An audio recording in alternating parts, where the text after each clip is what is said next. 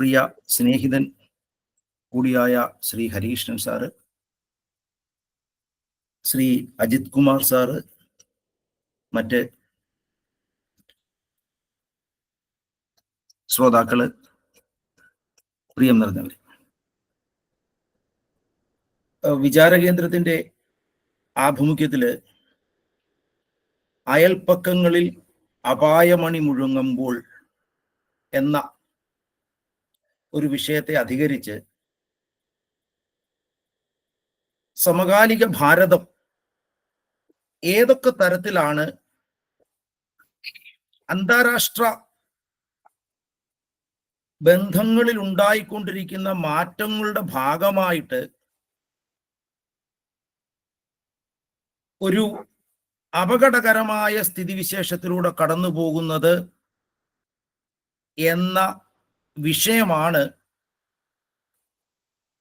ഇന്ന് നമ്മൾ ചർച്ചയ്ക്കെടുക്കുന്നത്. അയൽപ്പക്കങ്ങളില് അപായമണി മുഴങ്ങുമ്പോൾ സുശക്തമായ ഭാരതത്തിന് അതില് ഏതെങ്കിലും തരത്തില് ആശങ്കപ്പെടേണ്ട സാഹചര്യമുണ്ടോ?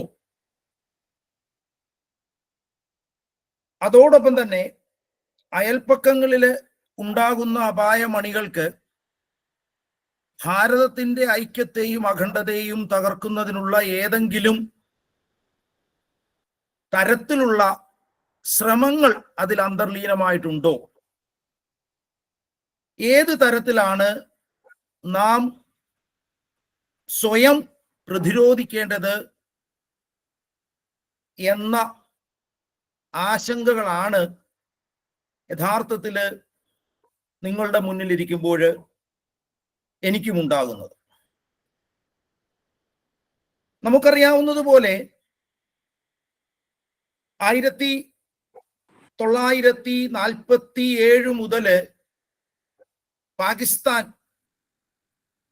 നമ്മളുമായിട്ട് പുലർത്തിപ്പോരുന്ന ശത്രുതാപരമായ ബന്ധങ്ങളെ കുറിച്ച് നമുക്കറിയാം.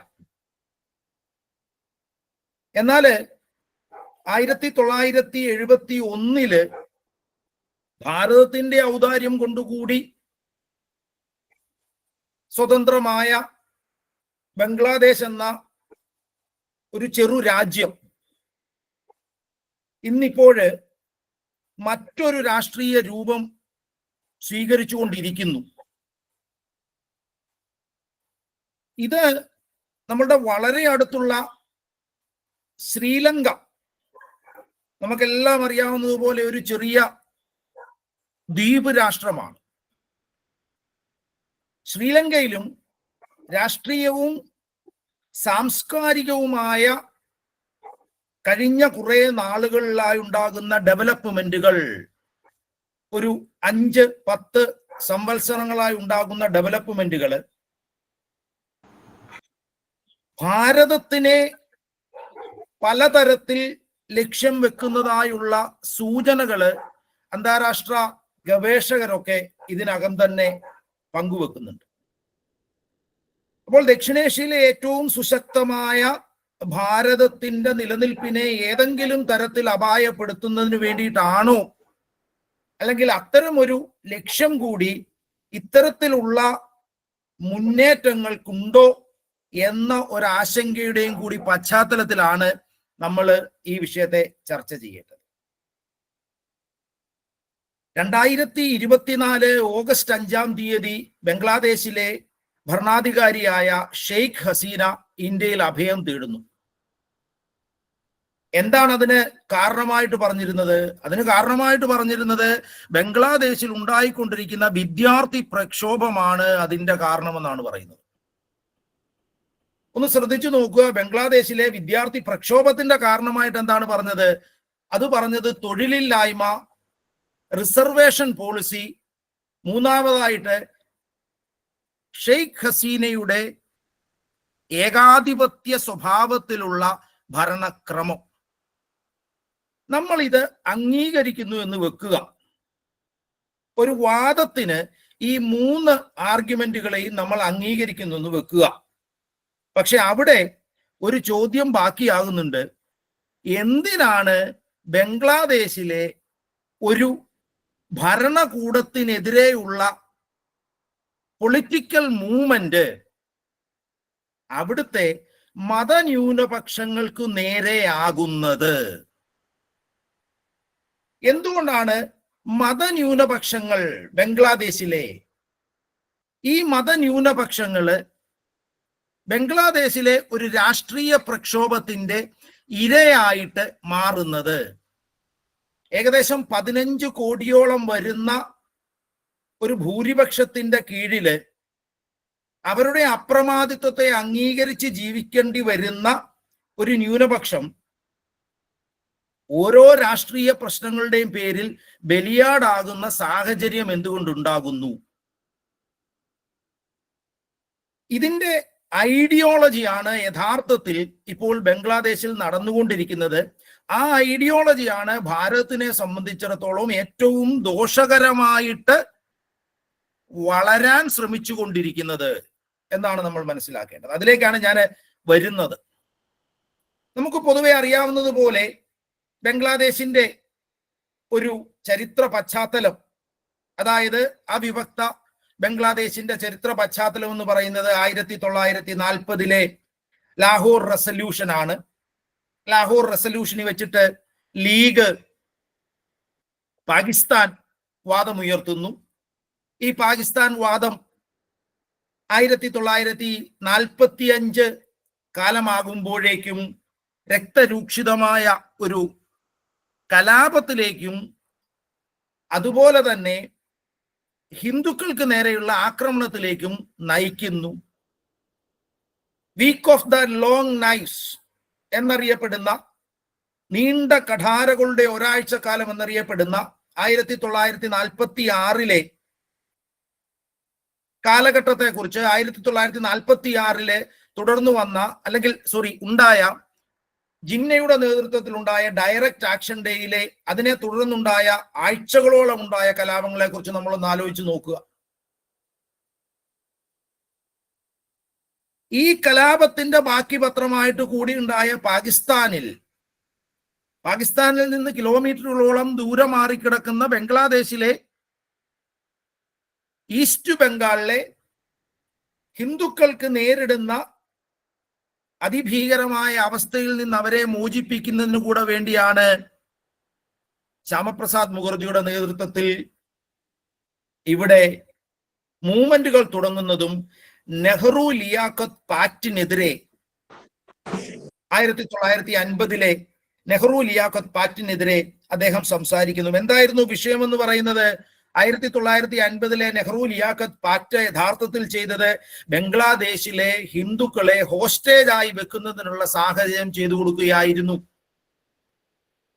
കാരണം ഒരു ബഹുഭൂരിപക്ഷം വരുന്ന സമൂഹത്തിനുള്ളില് യാതൊരു തരത്തിലുമുള്ള അവകാശങ്ങളില്ലാതെ ഇവർ ജീവിക്കേണ്ടി വരുമോ എന്നുള്ള ആശങ്കകളാണ് അദ്ദേഹം യഥാർത്ഥത്തിൽ നെഹ്റു ലിയാഖത്ത് പാക്റ്റിനെതിരെ നിലപാടെടുക്കുന്നതിന് കാരണമായത്. പക്ഷേ നമുക്കറിയാം 1953 ആയപ്പോഴേക്കും ജമ്മു കശ്മീരിലെ ദോ വിധാൻ ദോ പ്രധാൻ ദോ നിശാൽ എന്ന് പറയുന്ന നെഹ്റുവിന്റെ 2 പ്രധാനമന്ത്രി, 2 പതാകകൾ, 2 ഭരണഘടന എന്ന സംവിധാനത്തിനെതിരെ അദ്ദേഹം പ്രത്യക്ഷ സമരത്തിനിറങ്ങുകയും തുടർന്ന് ഒരു ദുരൂഹ സാഹചര്യത്തിൽ കൊല ചെയ്യപ്പെടുകയും ചെയ്യുന്ന സാഹചര്യം.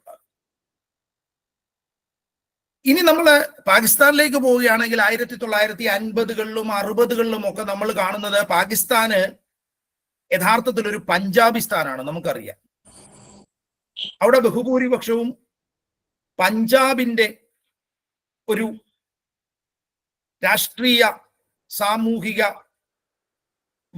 വാഴ്ചയാണ് നടക്കുന്നത്. ഇതിനെതിരെയാണ് 1960കളില് അവാമി ലീഗ് എന്ന ഒരു രാഷ്ട്രീയ പാർട്ടി മുന്നോട്ട് വരുന്നത്. ഷെയ്ഖ് മുജീബുർ റഹ്മാന്റെ നേതൃത്വത്തില് ഇവർ 1966 ആകുമ്പോഴേക്കും ഒരു 6 പോയിന്റ് മൂവ്മെന്റ് കൊണ്ടുവരുന്നുണ്ട്. പ്രധാനമായിട്ടും ഈസ്റ്റ് ബംഗാളിന്റെ രാഷ്ട്രീയ അസ്തിത്വത്തെ പാകിസ്ഥാന്റെ കയ്യിൽ നിന്നും ഒന്ന് മോചിപ്പിക്കുക എന്നുള്ളതായി. ഇത് 1971 ആകുമ്പോഴേക്കും ഭാരതത്തിന്റെ കൂടെ സഹായത്തോടു കൂടി മുക്തി ബാഹിനി എന്ന ഒരു സംഘടന രൂപീകരിക്കുന്നു. മുക്തിവാഹിനി എന്ന സംഘടന ഭാരതത്തിന്റെ കൂടി ട്രെയിനിങ്ങോടുകൂടി, കാരണം മേജർ ഷാബക് സിംഗ് എന്ന് പറയുന്ന നമ്മുടെ ഒരു പട്ടാള ഉദ്യോഗസ്ഥനായിരുന്നു അതിന്റെ ഒരു ബുദ്ധി കേന്ദ്രമായിട്ട് പ്രവർത്തിച്ചിരുന്നത്. പക്ഷെ അദ്ദേഹം പിന്നീട് 1980-കളില് ഖലിസ്ഥാൻ മൂവ്മെന്റിന്റെ ഭാഗമാകുന്ന ഒരു ദുരവസ്ഥയെ നമ്മൾ കാണുന്നുണ്ട്. ഈ 71-ല് ഇന്ത്യയുടെ ഭാരതത്തിന്റെ കൂടി സഹായത്തോടുകൂടി, ഇന്ത്യയുടെ കൂടെ സഹായത്തോടുകൂടി നടത്തുന്ന ഈ ബംഗ്ലാദേശ് ലിബറേഷൻ മൂവ്മെന്റ് ഒന്ന് ശ്രദ്ധിക്കുക. എവിടെയാണ് ചെല്ലുന്നത്? ചിറ്റഗോങ് ഹിൽ ട്രാക്സ് ഉൾപ്പെടെയുള്ള സ്ഥലങ്ങളിലെ ഹിന്ദു വംശഹത്യയിലേക്കാണ് 1971-ല് ബംഗ്ലാദേശിന്റെ മോചനം സാധ്യമാകുന്നത്. അപ്പോൾ ഡിസംബർ 16-ാം തീയതി 1971-ല് ബംഗ്ലാദേശ് ഒരു സ്വതന്ത്ര രാഷ്ട്രമായിട്ട് മാറുമ്പോൾ അതിനായിട്ട് കൊല ചെയ്യപ്പെട്ട, കശാപ്പ് ചെയ്യപ്പെട്ട 10,000-കണക്കിന് ആദിവാസി, ദളിത് വിഭാഗങ്ങൾ ഉൾപ്പെടെയുള്ള ഹിന്ദുക്കളുടെ ചരിത്രത്തെ പൊതുവെ ബംഗ്ലാദേശിന്റെ ചരിത്രം പറയുമ്പോൾ ആരും സ്മരിച്ചു കാണാറില്ല. 1972 ആകുമ്പോഴേക്കും ഷെയ്ഖ് മുജീബുർ റഹ്മാന്റെ നേതൃത്വത്തില് അധികാരത്തിൽ വന്ന സർക്കാർ ഒരു റിസർവേഷൻ പോളിസി പ്രഖ്യാപിക്കുന്നു. ഈ റിസർവേഷൻ പോളിസിയാണ് ഇപ്പോൾ നടന്ന കലാപത്തിന്റെ അടിസ്ഥാനമായിട്ട് ചൂണ്ടിക്കാണിക്കപ്പെട്ടത്. പക്ഷെ അതല്ല യഥാർത്ഥ കാരണമെന്ന് നമുക്ക് അവസാനം ബോധ്യമാകും. ഈ റിസർവേഷൻ പോളിസി പ്രകാരം 30% റിസർവേഷൻ നൽകിയിരുന്നത് മുക്തിവാഹിനിയുടെയോ അല്ലെങ്കിൽ അവാമി ലീഗിന്റെയോ പ്രവർത്തകർക്കായിരുന്നു. കാരണം അവര് ബംഗ്ലാദേശിന്റെ സ്വാതന്ത്ര്യ സമരത്തിൽ പങ്കെടുത്തവരാണ് എന്ന പേരിൽ. 10% കൊടുത്തിരുന്നത് സ്ത്രീകൾക്കായിരുന്നു. 10% ബാക്ക്വേർഡ് ഏരിയ അല്ലെങ്കിൽ ബാക്ക്വേർഡ് ഡിസ്ട്രിക്റ്റിലുള്ളവർക്ക്, 5% നേറ്റീവ് കമ്മ്യൂണിറ്റിക്ക്, 1% അവശത ഡിസേബിൾഡ് കമ്മ്യൂണിറ്റിക്ക് അനുഭവിക്കുന്നവർക്ക്. അങ്ങനെ ഏകദേശം 56% റിസർവേഷൻ ആയിരുന്നു നൽകിയിരുന്നത്. ഇതിനെതിരെ ഒരു 2018 മുതൽ ബംഗ്ലാദേശിലെ ചെറുതും വലുതുമായ കലാപങ്ങളും രാഷ്ട്രീയ പ്രശ്നങ്ങളും ഒക്കെ ഉണ്ടാകുന്നുണ്ട്. ഇതിന്റെ പേരിൽ തുടങ്ങിയ ഒരു കലാപമാണ് യഥാർത്ഥത്തിൽ ഷെയ്ഖ് ഹസീനയുടെ സർക്കാർ പുറത്തു പോകുന്നതിന് കാരണമായതായിട്ട് പൊതുസമൂഹവും പ്രത്യേകിച്ച് കേരളത്തിലെ മാധ്യമങ്ങളും നമ്മളോട് പറഞ്ഞു വന്നുകൊണ്ടിരിക്കുന്നത്. ഇവിടെയാണ് ഇതിന്റെ അപകടവും കിടക്കുന്നത്. ഇനി യഥാർത്ഥത്തിൽ എന്താണ് സംഭവിച്ചതെന്ന് നോക്കുക. എന്താണ് ബംഗ്ലാദേശിൽ സംഭവിച്ചുകൊണ്ടിരിക്കുന്നത്? ഇതിന് 2 കാര്യങ്ങൾ നമ്മൾ മനസ്സിലാക്കുക. ഒന്നാമത്തേത്, റസാക്കർ അഥവാ റാസാക്കർ എന്ന് വിളിക്കപ്പെടുന്ന ഒരു വിഭാഗത്തിന്റെ ഐഡന്റിറ്റിയെ കുറിച്ച് നമ്മൾ മനസ്സിലാക്കുക. രണ്ടാമതായിട്ട്, ബംഗ്ലാദേശിൽ നടന്നുകൊണ്ടിരിക്കുന്ന ഇസ്ലാമൈസേഷൻ പ്രോസസ്സിനെ കുറിച്ച് നമ്മൾ ഒന്ന് മനസ്സിലാക്കാൻ ശ്രമിക്കുക. റസാക്കർ എന്ന് പറഞ്ഞാല് ഒരു വോളണ്ടിയർ എന്നുള്ള അർത്ഥത്തിൽ മാത്രം നമ്മൾ എടുത്താൽ മതി. മറ്റ് സാമ്പത്തിക സ്രോതസ്സുകളൊന്നും അല്ലെങ്കിൽ ശമ്പളമൊന്നും സ്വീകരിക്കാതെ വോളണ്ടറി ആയിട്ട് വർക്ക് ചെയ്യുന്നവർ എന്നുള്ള അർത്ഥത്തിലാണ് ഈ പദം ഉപയോഗിക്കുന്നത്. പക്ഷെ ഇത് പലപ്പോഴും നമ്മൾ 1948-ലെ ഹൈദരാബാദിന്റെ ചരിത്രം എടുത്തു കഴിഞ്ഞാൽ നമുക്കറിയാം, ഏറ്റവും കൂടുതൽ അവിടെ ദ്രോഹം ചെയ്തിരുന്നത് റസാക്കർമാരാണ്. കാരണം അവിടെ നിസാമിന്റെ കൂലിപ്പട്ടാളമായിരുന്നു. എന്നിട്ട് അവിടെ വരുന്ന ഹൈദരാബാദ് ഇന്ത്യയുടെ ഭാഗമാകണമെന്ന് ആവശ്യപ്പെട്ടപ്പോൾ അതിനെതിരെ അവിടുത്തെ ഹിന്ദു സമുദായത്തിനു നേരെ ഏറ്റവും കൂടുതൽ കലാപം ഉയർത്തിയതും അവർക്കെതിരെ സ്ത്രീകളെ മാനഭംഗപ്പെടുത്താൻ മുന്നിൽ നിന്നതുമൊക്കെ ഈ റസാക്കർമാരാണ്. അപ്പൊ അവര് പല പ്രദേശങ്ങളിൽ പല പേരുകൾ സ്വീകരിച്ച് പല തരത്തിലുള്ള പ്രവർത്തനങ്ങൾ ചെയ്യുന്ന കൂലിപ്പട്ടാളമാണ്. രണ്ടാമത്, ഈ ഇസ്ലാമൈസേഷൻ ഓഫ് ബംഗ്ലാദേശ് എന്ന പ്രോസസ്സ് യഥാർത്ഥത്തില് ജമാഅത്തെ ഇസ്ലാമിയുടെ ബംഗ്ലാദേശിന്റെ ഘടകം വളരെ സജീവമായിട്ട് ശ്രമിച്ചുകൊണ്ടിരിക്കുന്ന ഒരു പ്രക്രിയയാണ്. ഇതിന് ഇപ്പോ യഥാർത്ഥത്തിൽ ഒരു വിജയത്തിലേക്ക് അവരെത്തി എന്ന് വേണം നമ്മൾ മനസ്സിലാക്കുന്നതിന്. കാരണം 1971 മുതല് ബംഗ്ലാദേശിൽ അധികാരത്തിൽ വന്ന അവാമി ലീഗിനെ രാഷ്ട്രീയമായിട്ടും ആശയപരമായിട്ടും, അവര് രാഷ്ട്രീയപരമായിട്ടും ആശയപരമായിട്ടും ഒന്നും അവിടുത്തെ ഹിന്ദു മൈനോറിറ്റിയോടോ ബുദ്ധിസ്റ്റ് മൈനോറിറ്റിയോടോ ഒന്നും വലിയ ആദരവോ സ്നേഹമോ ഒന്നും ഉള്ളവരൊന്നുമല്ല. പക്ഷേ ഭാരതത്തിന്റെ സ്വാധീനം കൊണ്ടും 1971 ഭാരതത്തിന്റെ കൂടി ഔദാര്യം കൊണ്ടുമാണ് അവർ അധികാരത്തിൽ വന്നത് എന്നുള്ള ഒരു നന്ദി അവരുടെ മനസ്സിലുള്ളത് കൊണ്ടാകാം പലപ്പോഴും അവർ അതിതീവ്രമായ നിലപാടുകൾ എടുക്കാതിരുന്നത്. പക്ഷേ 1988 ബംഗ്ലാദേശിന്റെ സ്റ്റേറ്റ് റിലീജിയനായിട്ട് ഇസ്ലാമിനെ പ്രഖ്യാപിക്കുന്നുണ്ട്. ഇത് മാത്രമല്ല, ഭാരതത്തിലോ അല്ലെങ്കിൽ മറ്റ് സൗത്ത് ഏഷ്യൻ രാജ്യങ്ങളിലോ ഉണ്ടാകുന്ന ഏതൊരു രാഷ്ട്രീയ പ്രശ്നങ്ങളുടെയും പക വീട്ടുന്നത് പലപ്പോഴും ബംഗ്ലാദേശിൽ നമ്മൾ കാണുന്നത് ബംഗ്ലാദേശിലെ സാധാരണക്കാരായ, ഏറ്റവും സാധാരണക്കാരായ ഹിന്ദുക്കളുടെ മുകളിലായിരിക്കും. ഇതിന് ഏറ്റവും നല്ല തെളിവാണ് 1978, 79 സമയങ്ങളിലേക്ക് ബംഗാളിലേക്ക് രക്ഷപ്പെടേണ്ടി വന്ന നാമശൂദ്രരുടെ ചരിത്രം പറയുന്നത്. ഈ നാമശൂദ്രർ നമുക്കറിയാം 1978, 79 സമയങ്ങളില് ബംഗാളിൽ വന്ന് അഭയം തേടിയെങ്കിലും മാഴിജാപ്പി കൂട്ടക്കൊല എന്ന പേരില് ബംഗാളിൽ അധികാരത്തിൽ വന്ന ആദ്യത്തെ കമ്മ്യൂണിസ്റ്റ് സർക്കാർ ഏകദേശം 3000-നും 8000-നും ഇടയ്ക്ക് നാമശൂദ്രർ എന്ന ദളിത് ഹിന്ദുക്കളെ ഏറ്റവും ക്രൂരമായ രീതിയിൽ കൊന്നൊടുക്കുകയാണ് ചെയ്തത്. അതിനെക്കുറിച്ച് പിന്നീട് വലിയ തരത്തിലുള്ള അന്വേഷണങ്ങൾ ഒന്നും ഉണ്ടായില്ല എന്ന ഒരു ദയനീയ അവസ്ഥയും കൂടി അതുമായിട്ട് ബന്ധപ്പെട്ട് നമ്മൾ ഓർക്കേണ്ടതുണ്ട്.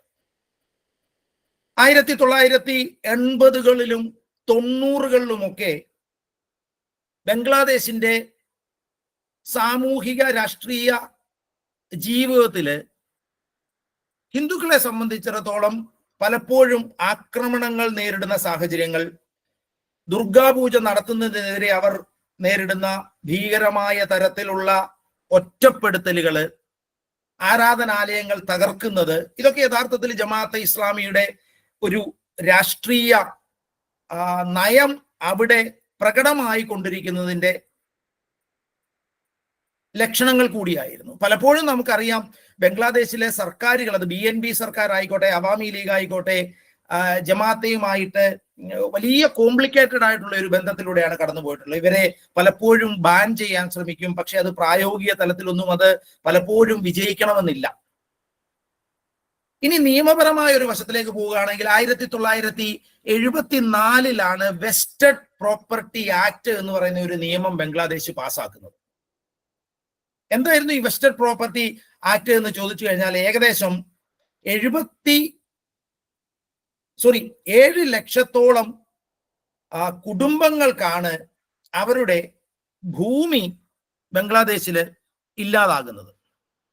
എനിമി പ്രോപ്പർട്ടി ആക്ടിന്റെ പിന്തുണയോടുകൂടി വന്ന, അല്ലെങ്കിൽ അതിന്റെ ബാക്ക്ഗ്രൗണ്ടിൽ വന്ന ഈ വെസ്റ്റഡ് പ്രോപ്പർട്ടി ആക്ടിൽ നിന്ന് ഭൂമി ഏകദേശം 1.64 മില്യൺ ഏക്കേഴ്സ് ഭൂമിയാണ് ഇത് തിരിച്ചു പിടിക്കുന്നതിന്, സർക്കാരിലേക്ക് ഏറ്റെടുക്കുന്നതിന് ബംഗ്ലാദേശ് സർക്കാർ തീരുമാനമെടുക്കുന്നത്. ഇതിനെതിരെയൊക്കെ പ്രക്ഷോഭങ്ങൾ ഉണ്ടാകുന്നുണ്ട് എങ്കിലും ദൗർഭാഗ്യവശാൽ അന്നത്തെ പ്രക്ഷോഭങ്ങൾ ഒന്നും തന്നെ ഒരു അന്താരാഷ്ട്ര തലത്തിലേക്ക് ഉയരുകയോ അല്ലെങ്കിൽ ആ ഒരു രീതിയിൽ അത് അഡ്രസ് ചെയ്യപ്പെടുകയോ ഉണ്ടായില്ല എന്നുള്ള ഒരു വസ്തുവും കൂടി നമ്മൾ ഇതുമായിട്ട് ബന്ധപ്പെട്ട് മനസ്സിലാക്കേണ്ടതുണ്ട്.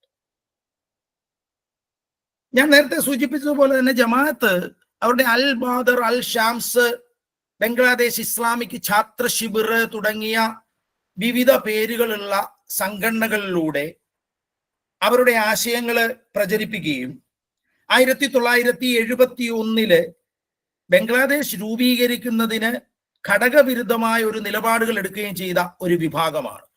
അവരെ കൂടിയാണ് ബംഗ്ലാദേശില് റസാക്കർ എന്ന പേരിൽ അറിയപ്പെടുന്നത്. അതായത് ബംഗ്ലാദേശിനെ സംബന്ധിച്ചിടത്തോളം 2024 ഓഗസ്റ്റ് വരെ റസാക്കർ എന്ന് പറഞ്ഞു കഴിഞ്ഞാൽ ആ പദത്തിന്റെ അർത്ഥം രാജ്യദ്രോഹി എന്നായിരുന്നു. പക്ഷെ ഇന്നതല്ല. ഇന്ന് നമുക്കറിയാം യൂനിസ് ഗവൺമെന്റ്, മുഹമ്മദ് യൂനിസ് ഉപദേശം നൽകുന്ന ഗവൺമെന്റ് വന്നതിന് ശേഷം ഇന്ന് അതല്ല സ്ഥിതി എന്ന് നമുക്കറിയാം. കാരണം അവിടുത്തെ രാഷ്ട്രീയം മാറിയിരിക്കുന്നു. അപ്പോൾ ബംഗ്ലാദേശിന്റെ ഇനി ഈ 2018 മുതൽ ആന്റി റിസർവേഷൻ സ്ട്രഗിൾ ഉണ്ടായിരുന്നു എന്ന് നമ്മൾ പറഞ്ഞു. 2018 മുതലുണ്ടായ ആന്റി റിസർവേഷൻ സ്ട്രഗിളിനോട് പ്രതികരിച്ചുകൊണ്ടാണ് ഗ്രൂപ്പ് എ, ഗ്രൂപ്പ് ബി എന്നീ തലങ്ങളിലൊക്കെ സർക്കാർ ജോലിയെ ഡിവൈഡ് ചെയ്തുകൊണ്ട് അവയിലെയൊക്കെ റിസർവേഷൻ പോളിസി ഇല്ലാതാക്കുന്നതിന് ഷെയ്ഖ് ഹസീന ഗവൺമെന്റ് തീരുമാനിക്കുന്നു. പക്ഷേ 2024 ആയപ്പോഴേക്കും അവിടെ ഒരു ജൂൺ ആയപ്പോഴേക്കും അവിടെ ഒരു കോടതി വിധി ഉണ്ടാകുന്നു. എന്താണ് ഈ കോടതി വിധി എന്ന് ചോദിച്ചു കഴിഞ്ഞാല് 30% റിസർവേഷൻ നേരത്തെ നൽകി വന്നിരുന്നത് പോലെ തന്നെ മുക്തിവാഹിനിക്കും അല്ലെങ്കിൽ അവാമി ലീഗിനും അതിന്റെ പ്രവർത്തകർക്കും അതിന്റെ കുടുംബാംഗങ്ങൾക്കും എന്നുള്ള ഒരു തരത്തിലാണ് അത് വ്യാഖ്യാനിക്കപ്പെടുന്നത്. അവർക്ക് നൽകേണ്ടതാണ് എന്നുള്ള ഒരു തീരുമാനം കോടതിയുടെ ഭാഗത്തു നിന്നുണ്ടാവുകയും ഇതിനെ തുടർന്ന് പ്രൊട്ടസ്റ്റുകൾ ഉണ്ടാവുകയും കോടതി തന്നെ ഇടപെട്ട് ഇത് 5% കുറച്ചു കൊടുക്കുകയും ചെയ്യുന്നു. പക്ഷേ 5% കുറച്ചു കൊടുക്കുന്നുവെങ്കിലും അവിടെ എന്ത് സംഭവിക്കുന്നില്ല? കലാപം അവസാനിക്കുന്നില്ല. അപ്പോ ബംഗ്ലാദേശില് നമ്മൾ പറഞ്ഞതുപോലെ തന്നെ ഏകദേശം 2018 മുതല് റിസർവേഷന് വിരുദ്ധമായ ഒരു മൂവ്മെന്റ് ഉണ്ടാകുന്നുവെങ്കിൽ ഈ റിസർവേഷൻ മൂവ്മെന്റിന്റെ പിന്നിലുണ്ടായിരുന്ന യഥാർത്ഥ കാരണം എന്താണെന്ന് അറിയാന് നമ്മൾ 2024 വരെ ഏകദേശം കാത്തിരിക്കേണ്ടി വന്നു. ഓഗസ്റ്റ് വരെ കാത്തിരിക്കേണ്ടി വന്നു. 2013 ഫെബ്രുവരി 28 ദൽവാർ ഹുസൈൻ സയീദി ഏകദേശം 16ഓളം ക്രിമിനൽ കേസുകളില്, കൊലപാതകങ്ങൾ ഉൾപ്പെടെയുള്ള ക്രിമിനൽ കേസുകളില് ബംഗ്ലാദേശിലെ ഹിന്ദുക്കളെ ഭീഷണിപ്പെടുത്തി ഇസ്ലാമിലേക്ക് കൺവേർട്ട് ചെയ്യുന്നതിനെതിരെയൊക്കെ അത്തരം കേസുകളിലൊക്കെ ആക്റ്റീവായിട്ട് ഇൻവോൾവ് ചെയ്തിരുന്ന ദൽവാർ ഹുസൈൻ സയീദിക്ക് വധശിക്ഷ കൊടുക്കാൻ കോടതി തീരുമാനിക്കുന്നു. തുടർന്നുണ്ടായ കലാപങ്ങൾ മാത്രം മതി ഏകദേശം 50ഓളം ക്ഷേത്രങ്ങൾ തകർക്കപ്പെടുകയും 1500ഓളം കുടുംബങ്ങളെ അവിടെ നിന്ന് പലായനം ചെയ്യുന്നതിന് നിർബന്ധിക്കുകയും ചെയ്യും. അപ്പൊ ഈ രീതിയിൽ ബംഗ്ലാദേശിന്റെ സാമൂഹ്യ രാഷ്ട്രീയ മേഖലകളാകെ തന്നെ ഇന്നിപ്പോഴ് ഒരു പുതിയ പ്രത്യയശാസ്ത്രം പിടിമുറുക്കിയിരിക്കുന്നു. ഈ പിടിമുറിയിരിക്കുന്ന പ്രത്യയശാസ്ത്രത്തിന്റെ ഒരു തെളിവ് കഴിഞ്ഞ ദിവസം ക്ലിന്റൺ ഗ്ലോബൽ ഇനിഷ്യേറ്റീവ് ന്യൂയോർക്കിൽ വെച്ച് ഇപ്പോഴത്തെ ഇടക്കാല സർക്കാരിന്റെ ഉപദേശകനായ നോബൽ ലൊറേറ്റായ മുഹമ്മദ് യൂനുസ് പ്രഖ്യാപിച്ചു. എന്താണ് അദ്ദേഹം പ്രഖ്യാപിച്ചത്? മജ്ഫൂഖ് അബ്ദുള്ള എന്ന ഒരു യുവാവിനെയും അദ്ദേഹത്തിന്റെ കൂടെ മറ്റു 2 പേരെയും, ഒരു വനിതയെയും കൂടി വേദിയിലേക്ക് വിളിച്ച് ഇൻട്രൊഡ്യൂസ് ചെയ്തുകൊണ്ട് യൂനുസ് അവിടെ നടത്തിയ പ്രഖ്യാപനം എന്ന് പറയുന്നത് ബംഗ്ലാദേശിൽ കഴിഞ്ഞ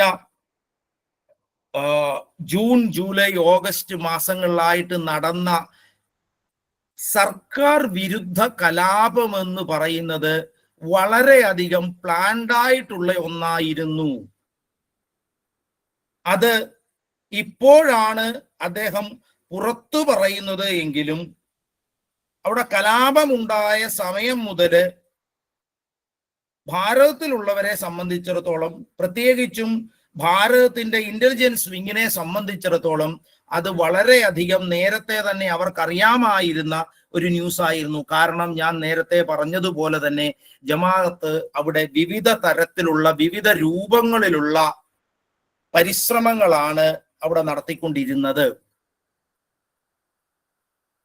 മുഹമ്മദ് ജഷിമുദ്ദീൻ റഹ്മാനി ആരാണ് അദ്ദേഹം എന്ന് ചോദിച്ചാല് അൽ ഖ്വയ്ദയുമായി അഫിലിയേറ്റ് ചെയ്യപ്പെട്ടിരിക്കുന്ന അൻസാറുള്ള ബംഗ്ലാ ടീം എന്ന് പറയുന്ന ഒരു തീവ്ര ഇസ്ലാമിക നിലപാടെടുക്കുന്ന സംഘടനയുടെ ബംഗ്ലാദേശിലെ നേതാവാണ്. മുഹമ്മദ് യൂനുസ് അധികാരത്തിലേക്ക് വന്നതിന് ശേഷം ഏറ്റവും ആദ്യം നടത്തിയ തീരുമാനങ്ങളിൽ ഒന്ന് എന്ന് പറയുന്നത് ഇദ്ദേഹത്തിനെ ബെയില് കൊടുത്ത് പുറത്തുവിടുക എന്നുള്ളതായി. തുടർന്ന് നമ്മൾ കണ്ടു ബംഗാളിലെ ദുർഗാ ഉത്സവത്തിന് വേണ്ട ഹിൽസ മത്സ്യം നൽകില്ല എന്ന തീരുമാനം അദ്ദേഹത്തിന്റെ ഭാഗത്തു നിന്നുണ്ടാകും. അപ്പൊ നമ്മളൊന്ന് ശ്രദ്ധിക്കുക, ഇവിടെ എന്താണ് ബംഗ്ലാദേശിൽ നടന്നുകൊണ്ടിരിക്കുന്നത്? ഷെയ്ഖ് ഹസീന ഗവൺമെന്റ് ഡെസ്പോട്ടിക് ആണ് എങ്കിൽ Sheikh Hasina government 56% reservation policy നൽകുന്നുണ്ട് എങ്കിൽ അത് 30% മുക്തി വാഹിനിക്കാർക്ക് അവർ കൊടുക്കുന്നുണ്ട് എങ്കിൽ ഈ ഒരു ആഭ്യന്തര പ്രശ്നത്തെ എങ്ങനെയാണ് ഇത്രയും സമർത്ഥമായിട്ട് ഒരു രാഷ്ട്രീയ വിപ്ലവമാക്കി മാറ്റുന്നതിന് ബംഗ്ലാദേശിലെ ഇസ്ലാമിക രാഷ്ട്രീയ പ്രത്യയശാസ്ത്രത്തിന് സാധിച്ചത്? ഇതാണ് ഇവിടുത്തെ ഏറ്റവും പ്രധാനപ്പെട്ട ചോദ്യവും. കാരണം നമ്മൾ സോഷ്യൽ മീഡിയയിൽ ശ്രദ്ധിച്ചു കഴിഞ്ഞാൽ നമ്മൾ പല പേരുകൾ കേൾക്കുന്നുണ്ട്. Dhruv Rathee, nation against Modi, nation against BJP, Akash Banerjee, Wali Rahmani, Kumar Shyam, അതുപോലെ തന്നെ നമ്മളുടെ പൗരത്വ നിയമത്തിനെതിരെ ഉണ്ടായിരുന്ന പ്രക്ഷോഭങ്ങള്, പൗരത്വ നിയമം ഇനി അതിലേക്കാണ് നമ്മൾ വരുന്നത്, ഇതിനെതിരെ ഉണ്ടായിരുന്ന പ്രക്ഷോഭങ്ങള്, കർഷക സമരം എന്ന പേരില് ഭാരതത്തിൽ മുഴുവൻ അരങ്ങേറിയ കലാപശ്രമങ്ങള്, ഇത്തരം കലാപശ്രമങ്ങളുടെ ഒക്കെ പിന്നിൽ പ്രവർത്തിക്കുന്ന ആശയ സംഹിതകൾ ബംഗ്ലാദേശിൽ പ്രവർത്തിച്ച് വിജയിച്ച ആശയ സംഹിതയിൽ നിന്ന് വളരെ ഒന്നും ദൂരെയല്ല, അല്ലെങ്കിൽ വ്യത്യസ്തമല്ല എന്ന തിരിച്ചറിവാണ് നമുക്കുണ്ടാവേണ്ടത്. കാരണം ഇതെല്ലാം വിവിധ തരത്തിലുള്ള മാസ്കുകളാണ്. ഈ മാസ്കുകളുടെയൊക്കെ പിന്നിൽ പ്രവർത്തിക്കുന്ന അജണ്ട ഒന്നു തന്നെയാണ്. അതിനായിട്ട് അവർ ദളിതർക്ക് വേണ്ടി സംസാരിക്കുന്നു, അവർ മൈനോറിറ്റികൾക്ക് വേണ്ടി സംസാരിക്കുന്നു, അവർ സ്ത്രീകൾക്ക് വേണ്ടി സംസാരിക്കുന്നു, അവർ പലർക്കു വേണ്ടി സംസാരിക്കുന്നു. പക്ഷേ 2024 ഓഗസ്റ്റ് 5 അവിടെ നിന്ന് പടിയിറങ്ങിപ്പോരേണ്ടി വന്ന ഷെയ്ഖ് ഹസീനയെ സംബന്ധിച്ചിടത്തോളം കൂടെ നിൽക്കാൻ ആർമി പോലും ഉണ്ടായില്ല എന്നും ആർമി പോലും ഉണ്ടാകാത്ത തരത്തിലേക്ക് ആശയപരമായിട്ട് അവരെ സ്വാധീനിക്കുന്നതിന് അവിടുത്തെ ഇസ്ലാമിക രാഷ്ട്രീയത്തിന് കഴിഞ്ഞു. തീർച്ചയായിട്ടും ഇതിന്റെ പിന്നിൽ അമേരിക്കയുടെ പങ്ക് പല വിദഗ്ധരും ചൂണ്ടിക്കാണിക്കുന്നുണ്ട്.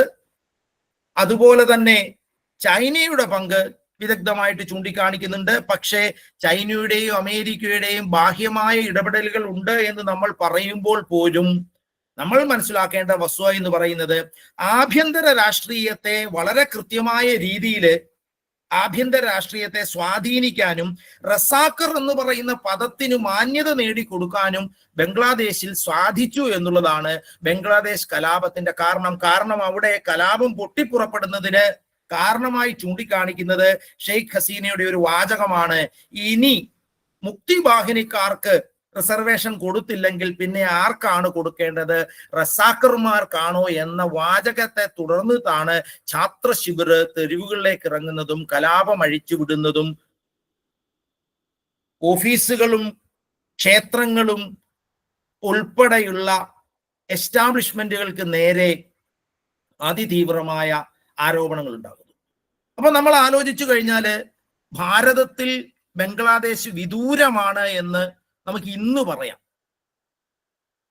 കാരണം ഇന്നിപ്പോ സുശക്തമായ ഒരു സംഘടനാ സംവിധാനം ഭാരതത്തിനുണ്ട്, സുശക്തമായ ഒരു ദേശീയ കാഴ്ചപ്പാട്, ഒരു സാംസ്കാരിക ദേശീയതയുടെ കാഴ്ചപ്പാട് ഭാരതത്തിലുണ്ട്, ഒരു ജാഗ്രതയുണ്ട്. പക്ഷെ ഈ ജാഗ്രത ഇല്ലാതായിക്കൊണ്ടിരിക്കുന്ന സമയങ്ങളിൽ എന്നെങ്കിലും ആ ജാഗ്രതയെ ഏതെങ്കിലും തരത്തിൽ ബലഹീനമാക്കാൻ സാധിക്കുകയാണ് എങ്കിൽ, കാരണം നമ്മൾ JNUവിലെ ഒരു മുദ്രാവാക്യത്തിലേക്ക് പോവുക, എന്താണ് പറഞ്ഞത്? ഭാരതത്തെ പല തുണ്ടുകളായി മുറിച്ചു കളയുമെന്നാണ് പറഞ്ഞത്. അപ്പൊ ആ രീതിയിൽ ഭാരതത്തെ പല തുണ്ടുകളായി മുറിച്ചു കളയുന്നതിന് വേണ്ടിയുള്ള ശ്രമങ്ങൾ പല തലങ്ങളിലായിട്ട്, പല ആശയങ്ങളായിട്ട് നടക്കുന്നുണ്ട്. ചിലപ്പോൾ ആ ആശയങ്ങൾ പറയുന്നത് നമ്മളുടെ ഇലക്ഷനുകൾ മുഴുവൻ റിഗ് ചെയ്യപ്പെട്ട ഇലക്ഷനുകളാണ് എന്ന് പറയും. ചിലപ്പോൾ അതിനെക്കുറിച്ച് പറയുന്നത് ഇവിടുത്തെ രാഷ്ട്രീയം ഏകപക്ഷീയമാണ് എന്ന് പറയുന്നു. അല്ലെങ്കിൽ അത്തരത്തിലുള്ള പല പല പല നമ്മൾ സോഷ്യൽ മീഡിയയിലേക്ക് പോയി കഴിഞ്ഞാൽ നമുക്ക് പലതരത്തിലുള്ള ആരോപണങ്ങൾ, വളരെയധികം സോഷ്യൽ മീഡിയയിൽ സ്വാധീനിക്കപ്പെട്ടിരിക്കുന്ന ഒരു സമൂഹത്തില് ഇത്തരത്തിലുള്ള ആരോപണങ്ങൾ ഓരോന്നിനും മറുപടി കൊടുക്കുക എന്ന് പറയുന്നത് ബുദ്ധിമുട്ടാണ്, നമുക്കറിയാം. പക്ഷെ നമ്മൾ മനസ്സിലാക്കേണ്ടത് ഇത്തരത്തിലുള്ള ആരോപണങ്ങളുടെ എല്ലാം പിന്നിൽ പ്രവർത്തിക്കുന്ന ആശയം എന്ന് പറയുന്നതാണ് ഇന്നിപ്പോ ബംഗ്ലാദേശിൽ സംഭവിച്ചു കൊണ്ടിരിക്കുന്നത്. ബംഗ്ലാദേശിനെ സംബന്ധിച്ചിടത്തോളം അവരുടെ പോസ്റ്റ് റയോട്ട് കാലഘട്ടത്തിൽ അവർ ഭാരതത്തിനോട് മുഖം തിരിഞ്ഞു നിൽക്കുന്നതിനാണ് തീവ്രമായി ശ്രമിച്ചു കൊണ്ടിരിക്കുന്നത്. പക്ഷേ അവർക്കും ലോകത്തിനും അറിയാവുന്നതുപോലെ ഭാരതത്തിനെ മാറ്റി നിർത്തിക്കൊണ്ട് ബംഗ്ലാദേശിന്റെ ഇക്കോണമിക്ക് ഒരു ദിവസം പോലും ശ്വസിക്കാൻ ഒക്കില്ല എന്നുള്ളതാണ് വസ്തുത. അതുകൊണ്ടാണ് മൈക്രോ ഫിനാൻസിലൊക്കെ നൊബേൽ പ്രൈസ് നേടിയ മുഹമ്മദ് യൂനിസ് തീരെ നിവൃത്തിയില്ലാതെയാണ് എങ്കിൽ പോലും ഭാരതത്തിനോട് സഹകരിക്കുന്നതിന് തീരുമാനിക്കുന്നത്. എന്നാൽ 2024 ബംഗ്ലാദേശില് ഇത്തരമൊരു കലാപം ഉണ്ടാവുകയും ബംഗ്ലാദേശിലെ ലക്ഷക്കണക്കിന് ഹിന്ദു ന്യൂനപക്ഷങ്ങള് ഭാരതത്തിലേക്ക് വന്ന് അഭയം തേടാൻ ശ്രമിക്കുകയും ചെയ്യുമ്പോൾ നമ്മൾ ഒരു കാര്യം കൂടി ഓർക്കുക. എന്തായിരുന്നു ഇവിടുത്തെ പൗരത്വ ബില്ല് വിഭാവനം ചെയ്തിരുന്നത്? എന്തായിരുന്നു 1950-കളില് നെഹ്റു ലിയാഖത്ത് പാക്റ്റിനെതിരെ നടന്ന പ്രക്ഷോഭത്തിന്റെ രാഷ്ട്രീയം എന്നുള്ളത്? കാരണം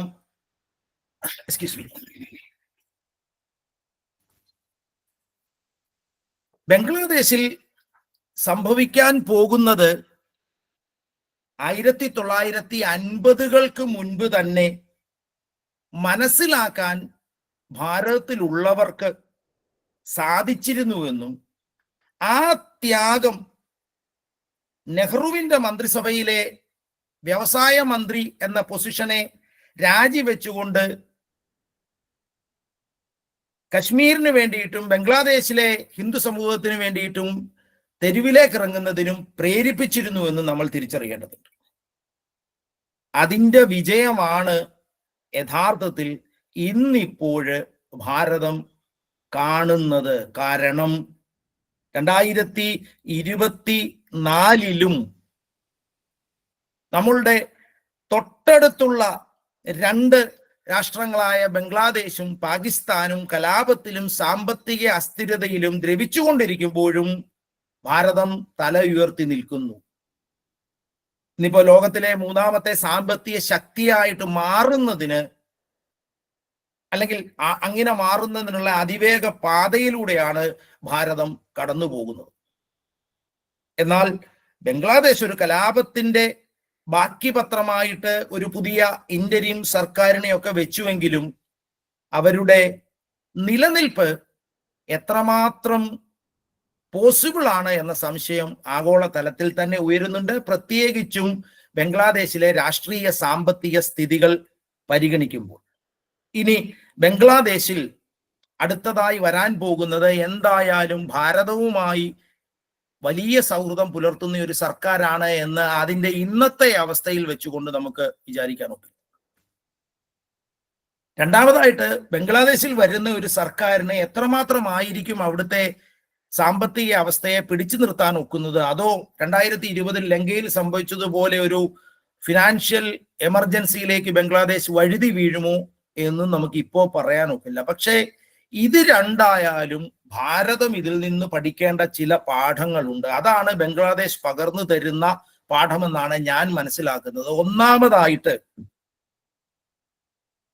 പല പേരുകളിൽ മാരീചൻ വരുന്നത് പോലെ പല രൂപങ്ങളിൽ, പല ആശയങ്ങളിൽ ഭാരതത്തിന്റെ ഐക്യത്തെയും അഖണ്ഡതയെയും തകർക്കുന്നതിന് വേണ്ടിയിട്ടും ഭാരതത്തിലെ സ്ഥാപനങ്ങളെല്ലാം കറപ്റ്റായിരിക്കുന്നു എന്നും അതുകൊണ്ട് തന്നെ ഇവിടെ ഒരു പുതിയ സ്ട്രക്ചറൽ കൺസ്ട്രക്ഷൻ ആവശ്യമുണ്ട് എന്നും പറഞ്ഞു വരുന്ന ആശയഗതികളോട് അതിഗുരുതരമായ തരത്തിലുള്ള ജാഗ്രതകൾ ഭാരതീയർ പുലർത്തേണ്ടതുണ്ട്. കാരണം ഓരോ തരത്തിലുള്ള പുതിയ ആശയങ്ങളും ആരിൽ നിന്ന് വരുന്നു, എവിടെ നിന്ന് വരുന്നു, ഇതിന്റെ ഫണ്ടിങ് എന്താണ് എന്നതിനെ സംബന്ധിക്കുന്ന ആശങ്കകൾ നമുക്കുണ്ടാവേണ്ടതുണ്ട്. വ്ളോഗർമാർ മുതൽ ധ്രുവ് റെഡിയെ പോലെ സോഷ്യൽ മീഡിയയിൽ ആക്ടിവിസ്റ്റ് ആയിട്ടിരിക്കുന്നവർ വരെ ഉയർത്തിക്കൊണ്ടിരിക്കുന്ന മുദ്രാവാക്യങ്ങള് ഓഗസ്റ്റ് 5 ഭാരതത്തെ നയിക്കുന്നതിന് വേണ്ടിയിട്ടുള്ള ശ്രമങ്ങളുടെ ഭാഗമായി മാത്രമേ നമുക്ക് കാണാൻ സാധിക്കുകയുള്ളൂ. അതുകൊണ്ടാണ് ഭാരതത്തെ വിവിധ പ്രദേശങ്ങളായിട്ട് വിഭജിക്കുമെന്ന മുദ്രാവാക്യം 1 ദശകങ്ങൾക്ക് മുമ്പ് തന്നെ JNUവിൽ ഉയർന്നത്. ആ ജാഗ്രത, നമ്മളുടെ ജാഗ്രത അത്തരത്തിലുള്ള ഒരു ഭീകര അവസ്ഥയിലേക്ക് ഭാരതത്തെ കൊണ്ടുവന്ന് എത്തിക്കുന്നില്ല എന്ന വസ്തുത അവിടെ നിൽക്കുമ്പോൾ തന്നെ നമ്മളുടെ അക്കാദമിക, സാമൂഹിക, രാഷ്ട്രീയ, സാംസ്കാരിക മേഖലകളിൽ കടന്നു കയറിക്കൊണ്ടിരിക്കുന്ന അപകടകരമായ പ്രവണതകൾ നമ്മളെ അടുത്ത ഒരു ബംഗ്ലാദേശിനെ സൃഷ്ടിക്കുന്നതിനുള്ള, കാരണം അത്തരത്തിലുള്ള ചില വെല്ലുവിളികൾ നമ്മൾ ഇതിനകം തന്നെ കേട്ടു കഴിഞ്ഞു. അതായത് ഭാരതത്തിൽ വന്ന് പതാക, തൗഹീദിന്റെ പതാക ഭാരതത്തിൽ സ്ഥാപിക്കും എന്നൊക്കെയുള്ള വലിയ വലിയ പ്രസംഗങ്ങൾ നമ്മൾ ഇടയ്ക്കിടയ്ക്കൊക്കെ കേൾക്കാറുണ്ട്. അപ്പൊ അത്തരത്തിലുള്ള ഒന്നായിട്ട് ഭാരതം ഒരു കാരണവശാലും മാറുകയില്ല എന്ന് നമുക്കറിയാം. പക്ഷേ കാലം മുന്നോട്ട് പൊക്കോണ്ടിരിക്കുകയാണ്. പുതിയ സാമൂഹിക രാഷ്ട്രീയ ആശയങ്ങൾ പല ഭാഗങ്ങളിലായിട്ട്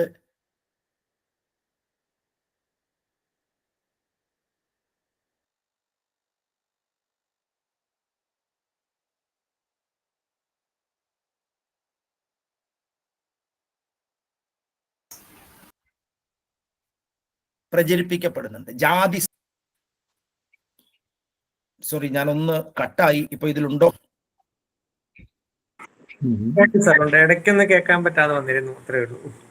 ഓക്കെ, അതായത് ഇത്തരത്തിലുള്ള രാഷ്ട്രീയ പ്രത്യയശാസ്ത്രങ്ങളോട് വളരെ ഗൗരവമായ, വളരെ ക്രിറ്റിക്കലായിട്ടുള്ള ഒരു സമീപനം നിലനിർത്തണമെന്നും ഭാരതത്തിന്റെ ഐക്യത്തിന്റെയും അഖണ്ഡതയുടെയും ആശയത്തെ കൂടുതൽ ശക്തിപ്പെടുത്തണമെന്നുമാണ് ബംഗ്ലാദേശ് കലാപം ഏറ്റവും ആദ്യം നമ്മളെ ഓർമ്മിപ്പിക്കുന്നത്.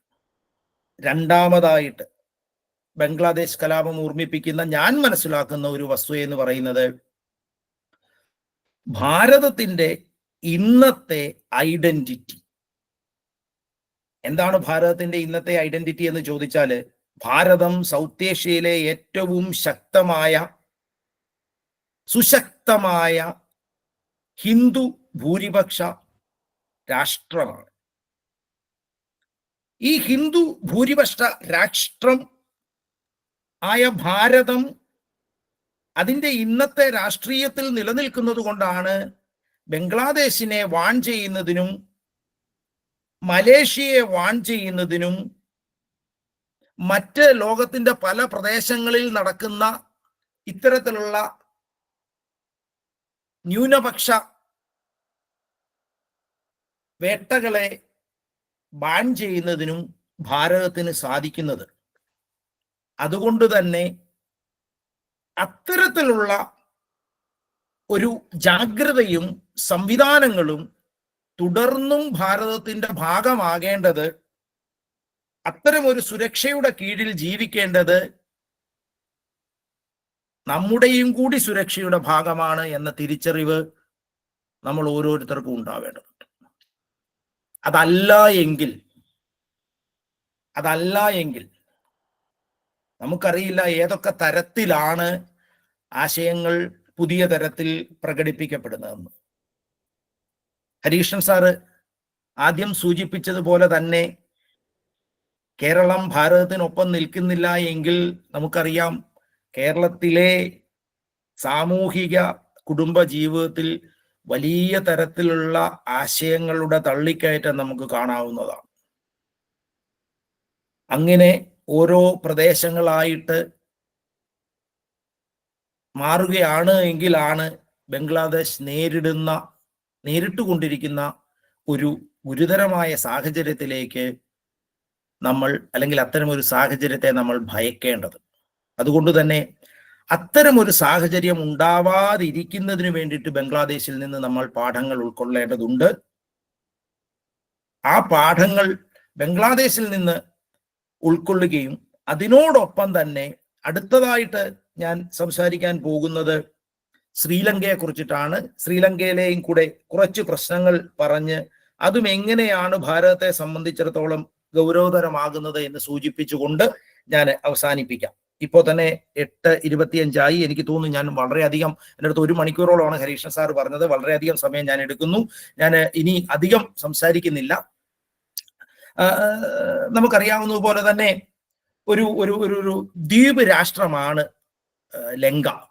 ഭാരതവുമായിട്ട് വലിയ സാംസ്കാരികമായ വലിയ വലിയ വലിയ ചരിത്ര പശ്ചാത്തലമൊക്കെയുള്ള ഒരു രാഷ്ട്രമാണ്.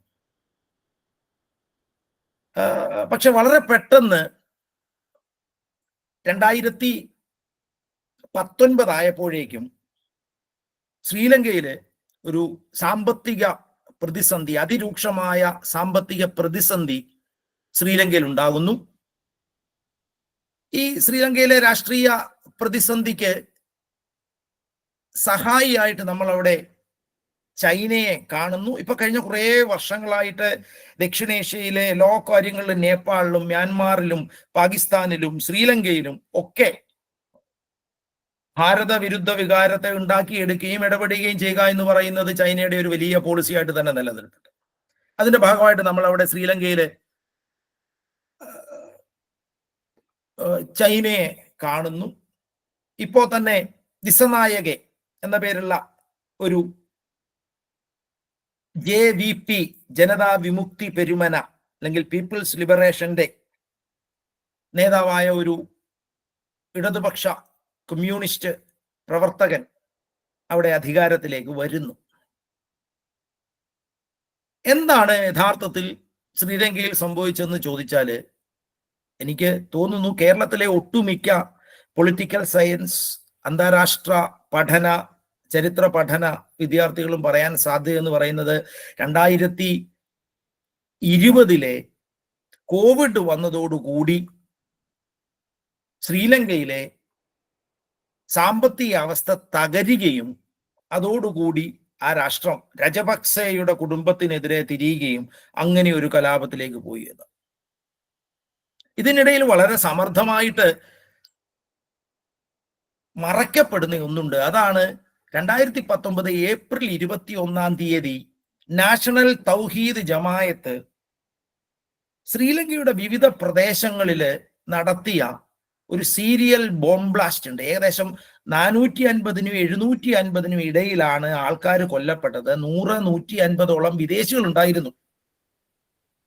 ഇവിടെ എന്താണ് സംഭവിച്ചതെന്ന് ചോദിച്ചാല് ഇതോടുകൂടി ശ്രീലങ്കൻ ഇക്കോണമിയുടെ നട്ടെല്ലൊടിഞ്ഞു. എങ്ങനെയാണ് ശ്രീലങ്കൻ ഇക്കോണമിയുടെ നട്ടെല്ലൊടിയുന്നത്? ടൂറിസ്റ്റുകൾ ആരും വരാതായി.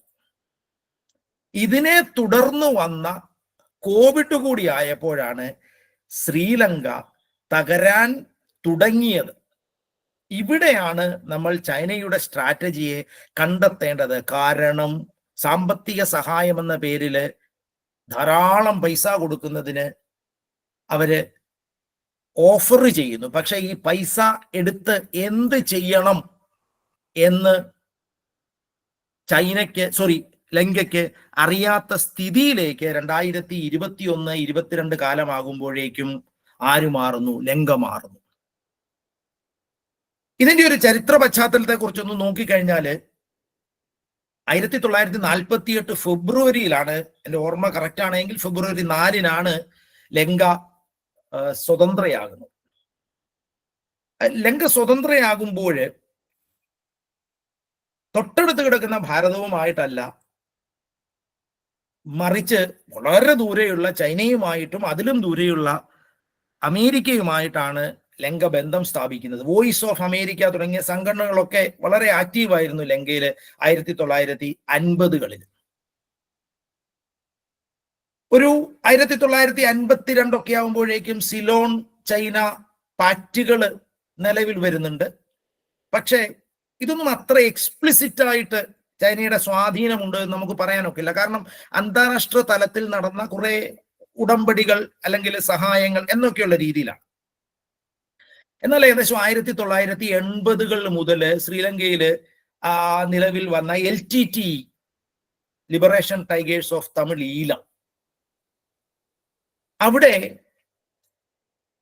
അത് ഭാരതത്തിന് വലിയ ഗുരുതരമായ തരത്തിലുള്ള അപക്വമായ നിലപാടുകൾ പലപ്പോഴും ഭാരതത്തിന്റെ ഭാഗത്തുനിന്നുണ്ടായിരുന്നു. കാരണം പ്രത്യേകിച്ചും IPKF-നെയൊക്കെ അവിടെ പറഞ്ഞു വിടുകയും ശ്രീലങ്കയിലെ തമിഴ് വംശജര് ഭാരതത്തോട് ഒരു വിമുഖത കാണിക്കുന്ന തരത്തിലേക്കുള്ള ഡെവലപ്മെന്റുകളൊക്കെ ഒരു ഘട്ടത്തിൽ അവിടെ ഉണ്ടാകും. അതെന്താണ് 2009 കാലഘട്ടത്തില് ലങ്കയിൽ നടന്ന LTT വിരുദ്ധ കലാപം യഥാർത്ഥത്തിൽ നടത്തിയത് ചൈനയായിരുന്നു. അവിടെ യുദ്ധം ചെയ്തതും രൂപത്തിലുമൊക്കെ ലങ്കൻ പട്ടാളക്കാരായിരുന്നുവെങ്കിലും അതിന്റെ ഫണ്ടിങ്ങും അതിന്റെ ആംസ് ആൻഡ് അമ്മ്യൂണിഷൻ മുഴുവൻ കൊടുത്തതും യാതൊരു സംശയവുമില്ല അത് ചൈനയായിരുന്നു. അത്രമാത്രം ഒരു സൗഹൃദ നെറ്റ്വർക്ക് ലങ്കയും ചൈനയും 2000-ഓടുകൂടി ഉണ്ടാക്കിയെടുത്തു. ഇതിന്റെ ഏറ്റവും നല്ല തെളിവാണ് 2007 south Asian association for regional corporation എന്ന് പറയുന്ന സാർക്കിൽ മെമ്പർഷിപ്പ് ആവാൻ വേണ്ടിയിട്ട് ചൈന നടത്തിയ ശ്രമങ്ങളെ ഏറ്റവും അധികം പിന്തുണയ്ക്കുന്നത് ശ്രീലങ്കയാണ്. അപ്പൊ 2000-ന്റെ തുടക്കം മുതൽ തന്നെ ഒരു ഫോറിൻ ഡയറക്റ്റ് ഇൻവെസ്റ്റ്മെന്റ് ശ്രീലങ്കയിലേക്ക് ചൈനയുടെ ഭാഗത്തു നിന്ന് ഉണ്ടാകുന്നുണ്ട്. സാധാരണ രീതിയിൽ IMF-ന്റെ ഭാഗത്തു നിന്നൊക്കെ ഒരു രാഷ്ട്രത്തിലേക്ക് സാമ്പത്തികമായ സഹായങ്ങൾ ഉണ്ടാകണമെങ്കിൽ പലതരത്തിലുള്ള ബാരിക്കേഡുകൾ അവർ വെക്കാറുണ്ട്. പക്ഷേ ഇവിടെ ലങ്കയിലേക്ക് സഹായം നൽകുന്നതിന് ചൈന വെച്ച് ഒരു ബാരിക്കേഡ് എന്ന് പറയുന്നത് ചൈനീസ് ലേബർ ആയിരിക്കണം ലങ്കയിൽ പണിയെടുക്കുന്നത്, അല്ലെങ്കിൽ ചൈനയിലെ ആൾക്കാർക്ക് അവിടെ പ്രാതിനിധ്യം ഉണ്ടായിരിക്കണമെന്ന് മാത്രമായിരുന്നു.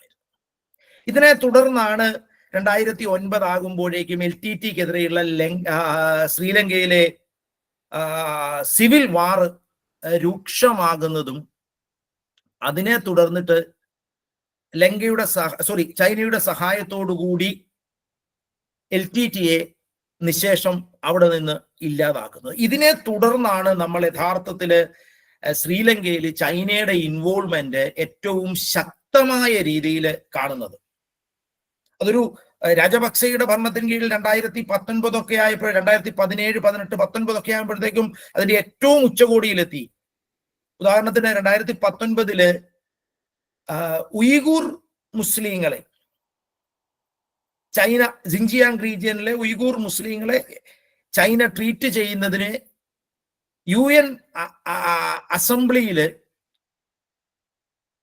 ഏറ്റവും ശക്തമായി വാദിച്ച ഒരു വിഭാഗം എന്ന് പറയുന്നത്, ഒരു രാഷ്ട്രം എന്ന് പറയുന്നത് ശ്രീലങ്കയായിരുന്നു.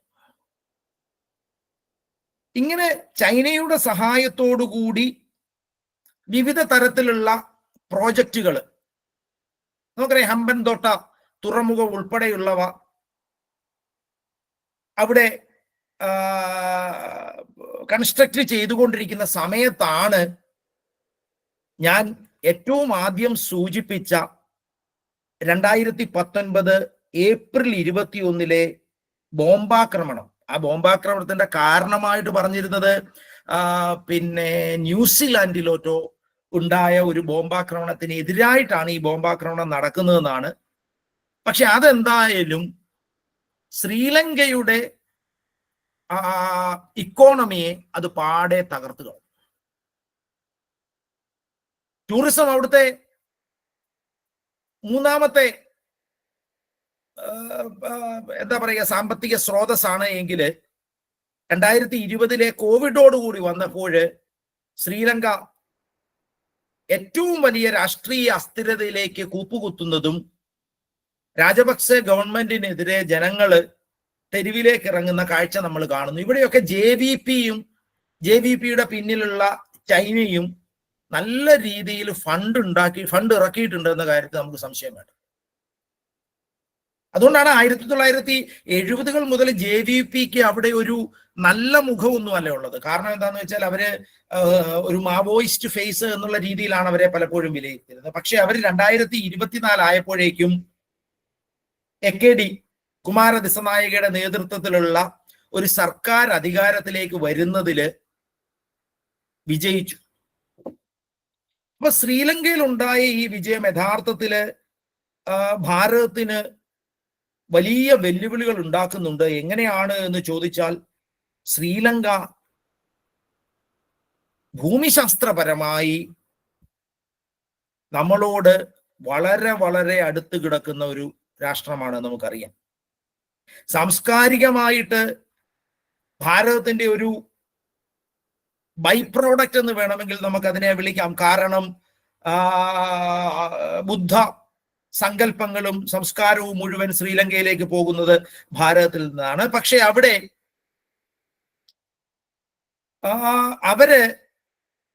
അവരുടെ ചരിത്രത്തിൽ ഉടനീളം രാഷ്ട്രീയ പ്രശ്നങ്ങളുടെ പേരിലാണ് എങ്കിൽ പോലും പലപ്പോഴും, പ്രത്യേകിച്ചും ആധുനിക കാലഘട്ടത്തില്, ഒരു ഭാരത വിരുദ്ധ, ഹിന്ദു വിരുദ്ധ, ബുദ്ധിസ്റ്റ് ഫേസ് ആണ് നമ്മൾ പലപ്പോഴും അവിടെ കാണുന്നത്. കാരണം കലാപങ്ങൾ ഉണ്ടാകുമ്പോഴും ഒക്കെ അത് ശ്രീലങ്കയിലെ തമിഴർക്കെതിരെയാണ് എന്ന് നമുക്ക് പറയാമെങ്കിലും അങ്ങനെ അല്ലാത്ത പല സന്ദർഭങ്ങളും പലപ്പോഴും ഉണ്ടാകുന്നുണ്ട്. ഇപ്പൊ 2024 സെപ്റ്റംബർ ആകുമ്പോൾ നമ്മൾ സംസാരിക്കുമ്പോൾ ശ്രീലങ്കയിലെ അധികാരത്തിലിരിക്കുന്നത് ചൈനയുടെ അജ്ഞാനുവർത്തികൾ എന്ന് വേണമെങ്കിൽ നമുക്ക് പറയാൻ ഒക്കുന്ന ഒരു സർക്കാരാണ്. കാരണം കഴിഞ്ഞ കുറെ നാളുകളായിട്ട് അവര് ഇന്ത്യയുമായിട്ട് ഉണ്ടാക്കിക്കൊണ്ടിരിക്കുന്ന ബന്ധങ്ങൾ സുതാര്യമാണ് എങ്കിൽ ചൈനയുമായി ഉണ്ടാക്കിക്കൊണ്ടിരിക്കുന്ന ബന്ധങ്ങൾ തീരെ സുതാര്യമല്ല. അതുകൊണ്ട് തന്നെ ഇത്തരത്തിൽ ഉണ്ടാകുന്ന ഡെവലപ്മെന്റുകൾ ചൈനയുടെ സായുധ സംവിധാനങ്ങൾ ഉൾപ്പെടുന്ന ഷിപ്പുകൾ ഉൾപ്പെടെ, ചരക്ക് കപ്പലുകൾ ഉൾപ്പെടെ പ്രധാനപ്പെട്ട തുറമുഖ നഗരങ്ങൾ, അവയിൽ പലതും തന്നെ ചൈനയുടെ സഹായത്തോടുകൂടി, ഹമ്പൻതോട്ട ഉൾപ്പെടെ ചൈനയുടെ സഹായത്തോടുകൂടി വികസിപ്പിച്ചവയാണ്. ഇവയിലൊക്കെ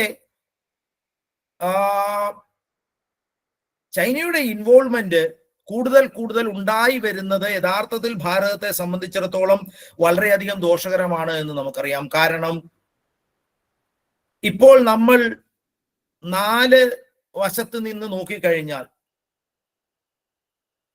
പാകിസ്ഥാനിൽ നിന്നും, ചൈനയിൽ നിന്നും, ശ്രീലങ്കയിൽ നിന്നും, ബംഗ്ലാദേശിൽ നിന്നും 4 വശത്തു നിന്ന് നോക്കിക്കഴിഞ്ഞാൽ ഭാരതവുമായിട്ട് സാംസ്കാരികമോ രാഷ്ട്രീയമോ ആയി സൗഹൃദം പുലർത്തുന്ന രാഷ്ട്രങ്ങളല്ല നമുക്ക് ചുറ്റുമുള്ളത്. ഏകദേശം 1948 മുതലുള്ള ഭാരതത്തിൽ അധികാരത്തിൽ വന്ന സർക്കാരുകളുടെ ഇടപാടുകൾ ഇതിൽ നിർണായകമായ ശ്രീലങ്കയുടെ കാര്യത്തിൽ ഉണ്ട് എന്നുള്ളത് നമുക്കറിയാം. പക്ഷേ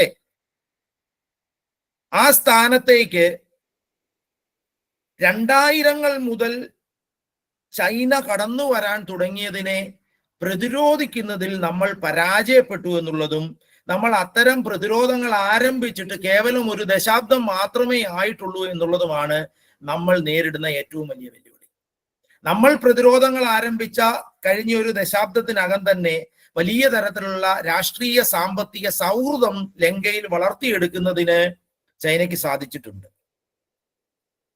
അങ്ങനെ വരുമ്പോൾ ഇനിയുള്ള കാലഘട്ടങ്ങളില് ലങ്കയിൽ അധികാരത്തിൽ വരുന്ന, ഇനി ഏത് തരത്തിലായിരിക്കും ലങ്കയിലെ രാഷ്ട്രീയം പോവുക എന്നൊക്കെ നമുക്ക് വലിയ കാത്തിരിപ്പിന് ശേഷമേ പറയാൻ ഒക്കൂ. കാരണം അത് അധികാരത്തിലേക്ക് വന്നിട്ട് 1 മാസം കഷ്ടി ആവുന്നത് പോലും ആവും, 1 മാസമേ ആകുന്നുള്ളൂ കഷ്ടി. അപ്പൊ അതുകൊണ്ട് തന്നെ ഏത് തരത്തിലായിരിക്കും ലങ്കയിലെ രാഷ്ട്രീയം ഇനി പോവുക എന്ന് നമുക്ക് പറയാൻ ഒക്കില്ല. പക്ഷേ ഇപ്പോഴത്തെ അവസ്ഥ വെച്ച് പറയുകയാണ് എങ്കിൽ അത് ഭാരതത്തിനെ സംബന്ധിച്ചിടത്തോളം കുറച്ച് കൺസേൺ ഉണ്ടാവേണ്ട കാലമാണ്. കാരണം അത്രമാത്രം സൗഹാർദ്ദപരമായ ഒരു നിലപാടായിരിക്കാൻ സാധ്യതയില്ല ദിസനായകയുടെ സർക്കാർ പോലും എടുക്കുന്നത്. കാരണം അവരുടെ പ്രൈം മിനിസ്റ്റർ ഡൽഹി യൂണിവേഴ്സിറ്റിയിലെ സ്റ്റുഡന്റ് ഒക്കെയാണ്, ഡൽഹിയിലൊക്കെ പഠിച്ചാണ്. നമ്മള് പിന്നെ ശ്രീലങ്കയുടെ രാഷ്ട്രീയക്കാരുടെ ഒക്കെ ചരിത്രം എടുത്തു കഴിഞ്ഞാൽ ബഹുഭൂരിപക്ഷം ആൾക്കാർ ഇന്ത്യയിൽ വന്നതും വിവിധ സർവകലാശാലകളിൽ പഠിച്ചവരൊക്കെയാണ്. പക്ഷെ രാഷ്ട്രീയമായിട്ട് നോക്കുമ്പോൾ അവർ അത്തരത്തിലുള്ള യാതൊരു സ്നേഹവും കാണിക്കാറില്ല. കാരണം എന്താണെന്ന് ചോദിച്ചാല് പല പല കാരണങ്ങളാൽ പലപ്പോഴും ഭാരത വിരുദ്ധത പ്രകടിപ്പിക്കുന്നതില് അവര് ഒട്ടും പുറകിലല്ല എന്ന് നമുക്കറിയാം. അതുകൊണ്ട് തന്നെ ലങ്കയിലെ കാര്യം നമുക്ക് കുറച്ച് കാലം കാത്തിരുന്നതിന് ശേഷം മാത്രമേ ഏത് രീതിയിലാണ് അത് യഥാർത്ഥത്തിൽ രൂപപ്പെടുക എന്ന് പറയാനൊക്കെയുള്ളൂ. പക്ഷേ ഇപ്പോഴത്തെ അതിന്റെ സ്ഥിതി അനുസരിച്ച് അതൊരു ഭാരതത്തിനോട് അനുകൂലമായ ഒന്നായിരിക്കില്ല എന്നാണ് പറയാൻ ഒക്കുന്നത്. അതുകൊണ്ട് തന്നെ പുതിയ പുതിയ അന്താരാഷ്ട്ര ബന്ധങ്ങൾ ഭാരതം ഉണ്ടാക്കിയെടുക്കുന്നുണ്ട്. അത് കഴിഞ്ഞ ഒരു ദശാബ്ദമായിട്ട് അതിന്റെ ഏറ്റവും മനോഹരമായ തരത്തിലാണ് പോകുന്നത്. എങ്കിലും നമ്മൾ മലയാളത്തിൽ ഒരു ചൊല്ല് പറയുമല്ലോ, അകലത്തെ ബന്ധുവിനെക്കാട്ടിൽ നമുക്ക് എപ്പോഴും നല്ലത് അയലത്തെ ശത്രുവാണ് എന്ന് പറയും. അപ്പൊ അയലത്ത് ശത്രുക്കൾ വലിയ തീവ്രമായ സ്വഭാവത്തോടുകൂടി ഉണ്ട്. പക്ഷെ ഇന്നത്തെ ഭാരതം അതിൻ്റെ അന്താരാഷ്ട്ര ബന്ധങ്ങളില് എല്ലാ തരത്തിലുമുള്ള സഹായ സഹകരണങ്ങള് ഏത് ദുരന്ത മുഖത്തും എത്ര ശത്രുരാഷ്ട്രമായാലും ചെയ്തു കൊടുക്കാറുണ്ട്. അങ്ങനെ ഭാരതത്തിന് ഇന്നൊരു ഗ്ലോബൽ ഫേസ് ഉണ്ട്. ഈ ഒരു ഗ്ലോബൽ ഫേസ് നമ്മളുടെ അയൽ രാജ്യങ്ങൾ, പ്രത്യേകിച്ച് ശ്രീലങ്കയോട്, ബംഗ്ലാദേശിനോടൊരു വേറൊരു ആറ്റിറ്റ്യൂഡ് തന്നെ നമുക്ക് വരും വർഷങ്ങളിൽ വേണ്ടി വരുമെന്നാണ് എനിക്ക് തോന്നുന്നത്. പക്ഷേ ശ്രീലങ്കയോട് അത്തരമൊരു ആറ്റിറ്റ്യൂഡ് കൾട്ടിവേറ്റ് ചെയ്തെടുക്കുന്നതിലെ സാംസ്കാരികമായിട്ട് ശ്രീലങ്കയെ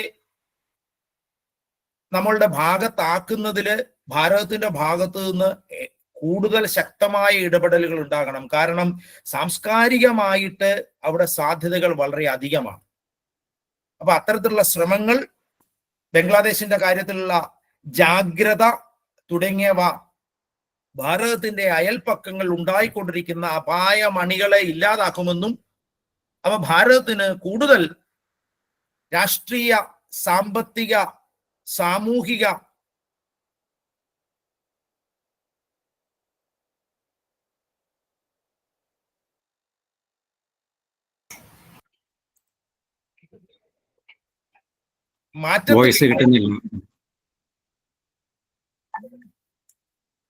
ഏതെങ്കിലും തരത്തിൽ എൻ്റെ ഈ എളിയ പ്രഭാഷണം സഹായിക്കുമെങ്കിൽ അത് ജീവിതത്തിലെ ഏറ്റവും ധന്യമായ ഒരു സന്ദർഭമായിട്ട് ഞാൻ കരുതുന്നു.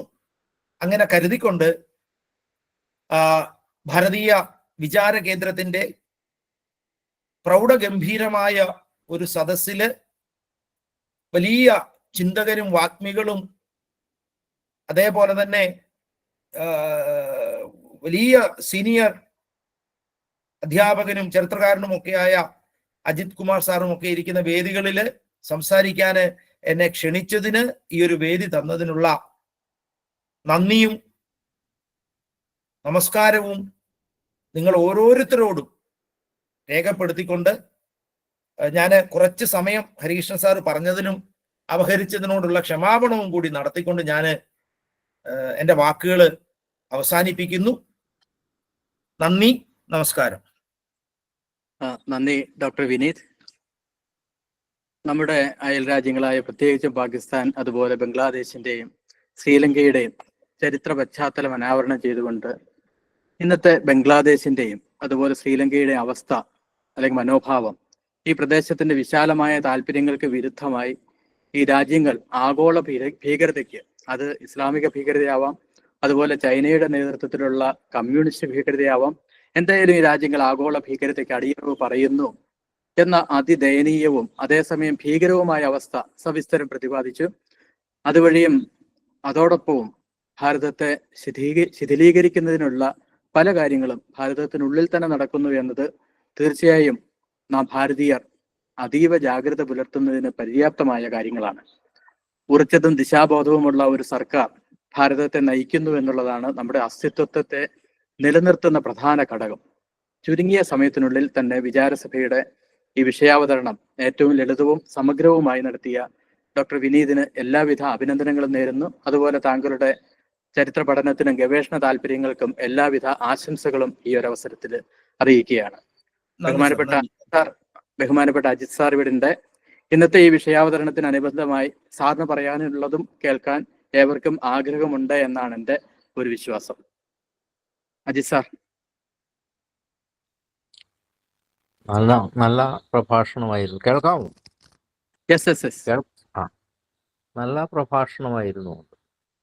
കാര്യങ്ങളെല്ലാം സ്പർശിക്കേണ്ടിടത്ത് തന്നെ ഡോക്ടർ വിനീത് സ്പർശിച്ചിട്ടുണ്ട്. പിന്നെ ഏറ്റവും പ്രധാനം എന്ന് പറയുന്നത്, പല കാര്യങ്ങളും നമ്മൾ സാധാരണ അക്കാഡമിക് ഡിസ്കഷൻ്റെ ബോർഡറിന് ഉള്ളിൽ നിർത്തേണ്ട കാര്യങ്ങളല്ല. ഇത് എൻ്റെ ഒരു ഒബ്സർവേഷനാണ് ഞാനീ പറയുന്നത്. വർഷങ്ങൾക്ക് മുമ്പ് ചൈനയുടെ പ്രീമിയർ ഉണ്ടായിരുന്നു, ഡങ് സിയാവോപിങ്. അപ്പോൾ അദ്ദേഹം ഒരു കാര്യം പറഞ്ഞു, along with Delhi Beijing relationship there must be A CPC BJP relationship. ഇത് എത്ര പേർ ശ്രദ്ധിച്ചു കാണും എന്ന് നമുക്കറിയില്ല. ചൈനീസ് കമ്മ്യൂണിസ്റ്റ് പാർട്ടി എന്ന് പറഞ്ഞു കഴിഞ്ഞാൽ അത് അവരുടെ നാഷണൽ പാർട്ടിയാണ്, അല്ലാതെ ഇവിടെയുള്ള ഈ കമ്മ്യൂണിസ്റ്റ് വിഡ്ഢികൾ പറയുന്നത് പോലെ ഇന്റർനാഷണൽ കമ്മ്യൂണിസ്റ്റ് പാർട്ടി ഒന്നുമല്ല. ചൈനീസ് ദേശീയത എന്നുള്ള ഇഷ്യൂ വന്നു കഴിഞ്ഞാൽ അവർ റഷ്യയുമായിട്ടും ബുദ്ധിമുട്ടുണ്ടാക്കും, അവർ അടങ്ങിയിരിക്കത്തില്ല. അപ്പം അങ്ങനെ വന്നപ്പോൾ അദ്ദേഹം കണ്ടത്, ഇപ്പം ചൈനീസ് പ്രീമിയർ ആയതുകൊണ്ട് റെസ്പെക്റ്റോടുകൂടി വിളിക്കല്ല, അദ്ദേഹം രാഷ്ട്രത്തിൻ്റെ തലവനായിരുന്നുള്ളൂ. അദ്ദേഹം കണ്ടത് ചൈനീസ് കമ്മ്യൂണിസ്റ്റ് പാർട്ടിയെ ചൈനയുടെ നാഷണലിസ്റ്റ് പാർട്ടിയായിട്ട് കണ്ടതോടൊപ്പം തന്നെ അദ്ദേഹം BJPയെ കണ്ടത് ഭാരതത്തിൻ്റെ ദേശീയ പ്രസ്ഥാനമായിട്ട് തന്നെയാണ്. CPCക്കുള്ള അതേ ഇമ്പോർട്ടൻസ് ആണ് ഇന്ത്യയിലെ BJPക്ക് എന്നായിരുന്നു അദ്ദേഹം വിശ്വസിച്ചിരുന്നത്. അപ്പോൾ അവിടെ ഒരു കാര്യമുണ്ട്, നാഷണലിസത്തിന് പ്രാമുഖ്യം കൊടുക്കുന്ന ഒരു ഗവൺമെൻറ്റാണ് ചൈനയുടെ. ഇന്ത്യയിൽ ഇന്ന് ഭരിക്കുന്നതും അത്തരം ഒരു പ്രസ്ഥാനമാണ്. ശരിക്കും അവിടെ ഒരു അന്തർധാര എങ്ങനെ നമുക്ക് സജീവമാക്കി എടുക്കാം എന്നുള്ളത് ഒരു ഇഷ്യൂ ആണ്. 2, ഈ ലങ്കയുടെ കാര്യം പറഞ്ഞാലും ഇന്ത്യയുമായിട്ട് നല്ല കൾച്ചറൽ റിലേഷൻസ് ഉള്ള, അല്ലെങ്കിൽ വേണ്ടതായിട്ടുള്ള കൾച്ചറൽ റിലേഷൻസ് ഡെവലപ്പ് ചെയ്തിട്ടുണ്ടായിട്ടുള്ള 2 രാഷ്ട്രങ്ങളാണ്. രണ്ടുപേരുടെയും നിലനിൽപ്പിന് അത് അത്യാവശ്യവുമാണ്. അത് നിലനിൽപ്പിന് അവരെ ഉപകരിക്കുകയും ചെയ്യും. 2, ഈ ഏഷ്യൻ സെക്യൂരിറ്റി സ്കീം എന്ന് പറയുന്ന ഇഷ്യൂ ഗോർബച്ചേവിൻ്റെ കാലത്ത് അദ്ദേഹം കൊണ്ടുവന്നായിരുന്നു. അന്ന് പ്രശ്നം എന്ന് വെച്ച് കഴിഞ്ഞാൽ ഇന്ത്യ ചൈന റിലേഷൻസിൻ്റെ പ്രോബ്ലംസ്, ഇന്ത്യ പാകിസ്ഥാൻ റിലേഷൻസിൻ്റെ പ്രോബ്ലം, അഫ്ഗാനിസ്ഥാനിലെ ഇഷ്യൂസ്, ഇതെല്ലാം കിടക്കുന്നതോടുകൂടി അത് മുമ്പോട്ട് പോയില്ല. അത് അങ്ങനെ അങ്ങ് കിടന്ന് ആരും ശ്രദ്ധിക്കാതെ അങ്ങ് പോയി. അപ്പോൾ അവിടെ അത് ശരിക്കും ആ ഏഷ്യൻ സെക്യൂരിറ്റിയാണ് മുമ്പോട്ട് കൊണ്ടത്. ഇപ്പം തന്നെ നമ്മൾ ബംഗ്ലാദേശിലെ ഇഷ്യൂ തന്നെ, ഓഫ്കോഴ്സ് 2 രാഷ്ട്രങ്ങളാണ്, ഒന്ന് ഹിന്ദു രാഷ്ട്രമാണ്, ഒന്ന് ഇസ്ലാമിക രാഷ്ട്രം. അത് ബേസിക് ആയിട്ടുള്ള ഡിഫറൻസ് ആണ്. ആ ഡിഫറൻസിനെ നമ്മൾ ഒന്നും ഇട്ട് ഫില്ലപ്പ് ചെയ്യാനൊക്കത്തില്ല. പക്ഷെ അതേ ഡിഫറൻസ് അല്ല ഇന്ത്യയും ചൈനയും തമ്മിലുള്ള ഡിഫറൻസ്, അല്ലെങ്കിൽ ഇന്ത്യയും ലങ്കയും തമ്മിലുള്ള ഡിഫറൻസ്. അപ്പം ഞാൻ പറഞ്ഞുകൊണ്ട് വന്നത്, ഈ ഇഷ്യൂസിനെ ശരിക്കും നമ്മുടെ ആൾക്കാർ അഡ്രസ്സ് ചെയ്യണം. കാരണം 47 മുതൽ ഇന്ത്യ ഭരിച്ചിരുന്നവരും ശ്യാമപ്രസാദ് മുഖർജി അങ്ങോട്ട് മാറി നിൽക്കട്ടെ, നമ്മൾ അതിനെക്കുറിച്ച് തൽക്കാലം തുടർന്നു. കോൺഗ്രസിന് ഓപ്പോസിറ്റായിട്ട് പ്രതിപക്ഷങ്ങൾ എന്ന് പറഞ്ഞിരുന്ന വേറെ ചില പ്രസ്ഥാനങ്ങളും ഇതെല്ലാം രാജ്യദ്രോഹികളുടെ പ്രസ്ഥാനങ്ങളായിരുന്നു. അപ്പം വിനീത് തന്നെ ആദ്യം റസാക്കാർസിന്റെ കാര്യം പറഞ്ഞു. ഈ റസാക്കാർസ് ഈ ഹൈദരാബാദില് ഇന്ത്യ യൂണിയനോട് ഹൈദരാബാദ് യോജിപ്പിക്കുന്നതിനെതിരായിട്ട് അവിടെ പ്രശ്നമുണ്ടാക്കിയപ്പോൾ അവർക്ക് ഏറ്റവും കൂടുതൽ സപ്പോർട്ട് കൊടുത്തത് ഈ ഇന്ത്യൻ കമ്മ്യൂണിസ്റ്റുകളെ CPI ആയിരുന്നു. 47 ഇന്ത്യ ഡിവൈഡ് ചെയ്തപ്പെട്ടപ്പോൾ ഇവരുടെ CPIയുടെ വിദ്യാർത്ഥി സംഘടന ഉണ്ടായിരുന്നു. KM അഷ്റഫും അതുപോലെ വേറെ ഒരു ചക്രവർത്തി, ആ യുവാവിൻ്റെ പേര് ഞാൻ ഓർക്കുന്നില്ല. ഇവരുടെ നേതൃത്വത്തിൽ ഈ കമ്മ്യൂണിസ്റ്റ് പാർട്ടിയുടെ സ്റ്റുഡൻസ് വിങ് വലിയ റാലി സംഘടിപ്പിച്ചു. എന്നിട്ട് അവർ പാകിസ്ഥാൻ ഡേ സെലിബ്രേറ്റ് ചെയ്തു, പാവനെയും പ്രാവിനെയും പറപ്പിച്ചു. അപ്പോൾ ഇവിടെ കാണുന്നത് ചൈന അല്ലെങ്കിൽ ശ്രീലങ്ക എന്നുള്ളത് ഇഷ്യൂ അല്ല. ഇഷ്യൂ ആയിരിക്കാം, ബേസിക് ഇഷ്യൂ ആണ്. അത് നമുക്ക് പാച്ചപ്പ് ചെയ്യേണ്ടതാണ്, പാച്ചപ്പ് ചെയ്യുകയും ചെയ്യണം. അവിടെ ശത്രുതാ മനോഭാവത്തിലേക്കല്ല അവിടേക്ക് പോകേണ്ടത്. പ്രശ്നം അതല്ല കിടക്കുന്നത്. ഇപ്പോൾ തന്നെ പറഞ്ഞു, ഒരു മുസ്ലിം ഓർഗനൈസേഷന് ലങ്കയിൽ പ്രശ്നമുണ്ടായി, കുറേ ആൾക്കാരെ ഇല്ലായ്മ ചെയ്തു എന്ന് പറഞ്ഞു. അത് മെയിനായിട്ടുള്ള ഒരു ഇഷ്യൂ തന്നെയാണ്. 2, വിനീത് പറഞ്ഞ വിഘടനവാദം എന്ന് പറയുന്നു. ഇത് വളരെ ശക്തമായിട്ടുണ്ട്, നല്ല രീതിയിലുണ്ട്. എന്തിന് 65 ഇന്ത്യ ചൈന യുദ്ധം നടക്കുന്ന സമയത്ത് പാകിസ്ഥാൻ്റെ തെരുവുകളിൽ, പാകിസ്ഥാൻ്റെ മദ്രാസിൻ്റെ അല്ലെങ്കിൽ ചെന്നൈയുടെ തെരുവുകളിൽ പാകിസ്ഥാൻ സിന്ദാബാദ് വിളിച്ചു. അതിനെക്കുറിച്ച് അന്വേഷിക്കണം എന്ന് മദ്രാസിലെ തമിഴ്നാടിൻ്റെ ചീഫ് മിനിസ്റ്ററായിട്ടുള്ള ഭക്തവത്സല ഒരു ഉത്തരവിട്ടതാണ്. അവിടെ ആ സംഭവം ഉണ്ടായിട്ടുണ്ട്, പലയിടത്തും ഉണ്ടായിട്ടുണ്ട്. എന്തിന് അടുത്ത കാലത്ത് ഏതോ ഒരു സ്റ്റേറ്റിൻ്റെ ഹൈക്കോടതി പറഞ്ഞല്ലോ, ഇന്ത്യയിലെ അല്ലെങ്കിൽ ഈ സ്റ്റേറ്റിനകത്ത് മുക്കുകൾക്കൊക്കെ പേരിടുമ്പോൾ പാകിസ്ഥാൻ മുക്ക് എന്നുള്ള പേരൊന്നും വേണ്ട. ഈ പാകിസ്ഥാൻ മുക്കുകളെ വളർത്തിയെടുക്കുക എന്നുള്ളത് ഇവിടുത്തെ മെയിൻ പ്രശ്നമായിരുന്നു. ഇത് നമ്മൾ ചെറിയ ചെറിയ കാര്യങ്ങളാണ്. 84 ഐ തിങ്ക് അത് 82, 83 ആ കാലഘട്ടമാണെന്ന് തോന്നുന്നു. ഞാൻ സെക്കൻഡ് MA എന്തോ പഠിച്ചുകൊണ്ടിരിക്കുമ്പോഴാണ്. അന്ന് ചാലയിൽ ഒരു സംഭവം നടന്നു. അന്ന് മുകുന്ദേട്ടനായിരുന്നു അവിടുത്തെ തിരുവനന്തപുരം പ്രചാരകൻ. സംഭവം നടന്നത് എന്താണെന്ന് വെച്ച് കഴിഞ്ഞാൽ അവിടെ ഒരു പ്രത്യേക ഏരിയ ഉണ്ട്. അവിടുത്തെ സകല കള്ളക്കടത്തും നടത്തിക്കൊണ്ടിരിക്കുന്നത് ഇന്ന് നമ്മൾ കാണുന്ന MC റോഡല്ല, തമ്പാനൂർ റോഡിനും റെയിൽവേ സ്റ്റേഷനും ഇടയ്ക്കായിട്ടൊരു വലിയ ചീനി പോലെ പടർന്നു വന്ന് വലിയൊരു വൃക്ഷമുണ്ട്. അതിൻ്റെ തൊട്ട് താഴെ ലൈറ്റ് ഹൗസ് എന്ന് പറയുന്ന ഒരു കൊച്ചു കട. കണ്ടാൽ തോന്നുന്നു വലിയ കട, നമുക്കൊന്നും തീരെ കൊച്ചു കടയാണ്. ഈ കൊച്ചു കടയെന്ന് തോന്നുന്നിടത്താണ് ഏറ്റവും കൂടുതൽ സംഭവങ്ങൾ നടന്നത്. ഏതോ പ്രശ്നമുണ്ടായി, ഒരൊറ്റ രാത്രി കൊണ്ട് ആ കൊച്ചു കട കത്തി മേപ്പോട്ടങ്ങ് പോയി, ഡൈനാമിറ്റ് വെച്ച് പോലെ അങ്ങ് പോയി കഴിഞ്ഞപ്പോൾ അവിടെ പ്രശ്നമായി. അവസാനം അടിച്ചൊതുക്കി എന്ന് വെച്ചാൽ ഇന്ത്യയുടെ ദേശീയ പ്രസ്ഥാനം തന്നെയാണ് അതിന് മുമ്പോട്ടിറങ്ങിയവനെയൊക്കെ അടിച്ചൊതുക്കിയത്. അന്നേരവും കേരളത്തിൻ്റെ ഗവൺമെൻറ് അവരുടെ കൂടെ ഇരിക്കുകയാണ്. അവസാനം ഈ ലൈറ്റ് ഹൗസുമായിട്ട് ബന്ധപ്പെട്ട കുറേ ആൾക്കാർക്ക് തിരുവനന്തപുരത്ത് പലയിടത്തായിട്ട് താമസിക്കാനൊക്കെ അത് ഗതികേട് വന്നപ്പോൾ അന്നത്തെ കേരള ഗവൺമെൻറ്, അന്നത്തെ മുഖ്യമന്ത്രി K. കരുണാകരനായി അദ്ദേഹം ഒരു കോളനി ഉണ്ടാക്കിയവർക്ക് വേണ്ടി കോളനി ഉണ്ടാക്കിയിട്ട് അതിനൊരു പേരിട്ടു, ബംഗ്ലാദേശ് കോളനി എന്നായിരുന്നു അതിൻ്റെ പേര്. ഈ കോളനികൾ ഇന്ത്യയിൽ അവിടെ ഇവിടെ ഉണ്ടാക്കുക. 2, മലപ്പുറം മലബാർ സംസ്ഥാനം എന്ന് പറയുന്ന ഇഷ്യൂ ഉണ്ടാവുന്നുണ്ടല്ലോ, അത് അടുത്തൊരു അവിടെ കാശ്മീർ അവിടെ തോറ്റാൽ ഞങ്ങൾ ഇവിടെ കാശ്മീർ ഉണ്ടാക്കും, അതാണ് ഇഷ്യൂ. ഇതിന് ചട്ടുകമായിട്ട് വർക്ക് ചെയ്യുന്ന കുറേ രാഷ്ട്രീയ പ്രസ്ഥാനങ്ങൾ ഇന്ത്യക്കുണ്ട്. അതെല്ലാം വെളിയിൽ നിന്ന് വരുന്ന ആൾക്കാരാണ് ഇതിനെ സപ്പോർട്ട് ചെയ്യുന്നതെന്നുള്ളതാണ് പ്രശ്നം. ഇപ്പം തന്നെ പ്രോമിസ് അത് കൊടുത്തു കഴിഞ്ഞില്ലേ, അജണ്ട അടുത്ത ഇലക്ഷൻ അവർ സെറ്റ് ചെയ്ത് കഴിഞ്ഞു. ഞങ്ങൾ ജയിച്ചാൽ ആർട്ടിക്കിൾ 370 ഞങ്ങൾ തിരിച്ചു കൊണ്ടുവരും, ഡിമോണിറ്റൈസേഷൻ ഇല്ലായ്മ ചെയ്യും, CAA ഇല്ലായ്മ ചെയ്യും. എന്ന് വെച്ചാൽ രാജ്യദ്രോഹികൾക്ക് കൊടുക്കാവുന്ന മാക്സിമം വാഗ്ദാനങ്ങളാണ് ഇവർ കൊടുത്തുകൊണ്ടിരിക്കുന്നത്. അവിടെ ആകെ നമുക്ക് ചെയ്യാനൊക്കുന്ന ഒരൊറ്റ കാര്യമേ ഉള്ളൂ, ഈ ആവശ്യമില്ലാത്തവൻ്റെ നാട്ടിൽ പോയി കൈയിടാൻ പോകരുത്. ഇവിടെ ഈ പാകിസ്ഥാൻ ഇഷ്യൂ വന്നു, അത് നമ്മളെ അത് ഒരു പക്ഷേ ഇന്നത്തെ മോഡി ഗവൺമെൻറ് ആയിരുന്നു അതിനകത്ത് ഇരുന്നെന്നുണ്ടെങ്കിൽ, എന്തിന് പാകിസ്ഥാനിൽ തന്നെ നമ്മൾ ഒരു കാര്യം സംഭവിച്ചു. മൊറാർജി ദേശായി ഇവിടെ മുഖ്യമന്ത്രി ആയിരിക്കുന്ന സമയത്തായിരുന്നു സിയാഉൾ ഹക്ക് ഭൂട്ടോയെ തൂക്കിക്കൊന്നത്. പലരും പറഞ്ഞു അതിനകത്ത് ഇന്ത്യ ഇടപെടണം. മൊറാർജി പറഞ്ഞു ഇന്ത്യ ഇടപെടില്ല അതിനകത്തിൽ, കാരണം അന്യരാഷ്ട്രത്തിനകത്തെ ആഭ്യന്തര പ്രശ്നത്തിനകത്ത് ഇടപെടുന്ന ജോലി ഇന്ത്യയുടേതല്ല. ഇവിടുത്തെ ആഭ്യന്തര പ്രശ്നം ഒതുക്കാനും നമ്മളെ കൊണ്ട് പറ്റുന്നില്ല. നമ്മൾ കണ്ടവൻ്റെ നാട്ടിൽ ആഭ്യന്തര പ്രശ്നം ഒതുക്കാൻ പോയി. മാൽഡീവ്സിലേക്ക് നമ്മൾ ഒരു ദിവസം രാവിലെയാണല്ലോ, നമുക്ക് കേരളക്കാർക്കറിയാം, നമ്മുടെ പടിഞ്ഞാറേ കോസ്റ്റിലൂടെയാണ് ഇന്ത്യൻ എയർഫോഴ്സിൻ്റെ ഹെലികോപ്റ്ററുകൾ ഇങ്ങനെ വാലയിൽ ഇങ്ങനെ പറന്നു. നമ്മൾ ഭയന്നു പോയി എന്താ സംഭവിച്ചത്. പിന്നെ അറിഞ്ഞ മാൽഡീവിലുള്ള ഗയൂവിനെ അവിടെ പ്രതിഷ്ഠിക്കാനൊക്കെ ഉണ്ടായിട്ട് ഈ വലിയ രാജ്യത്തിൻ്റെ പട്ടാളത്തിനെ വിട്ടു. അവിടെ ഗയൂവും ഭരിച്ചാൽ എന്താ, സിയാവുള്ളൊക്കെ ഭരിച്ചാൽ നമുക്കെന്താ? നമ്മുടെ നാട് ഈ ഇതിനകത്തിലൊന്നും പോയി ആവശ്യമില്ലാതെ തലയിടരുത്. എന്തിനെ? പാകിസ്ഥാനിൽ പോലും 1971 ഇപ്പം ഹിന്ദു ഇഷ്യൂവിനെ കുറിച്ച് സംസാരിച്ചു. അതൊരു ഇഷ്യൂ ആണ്.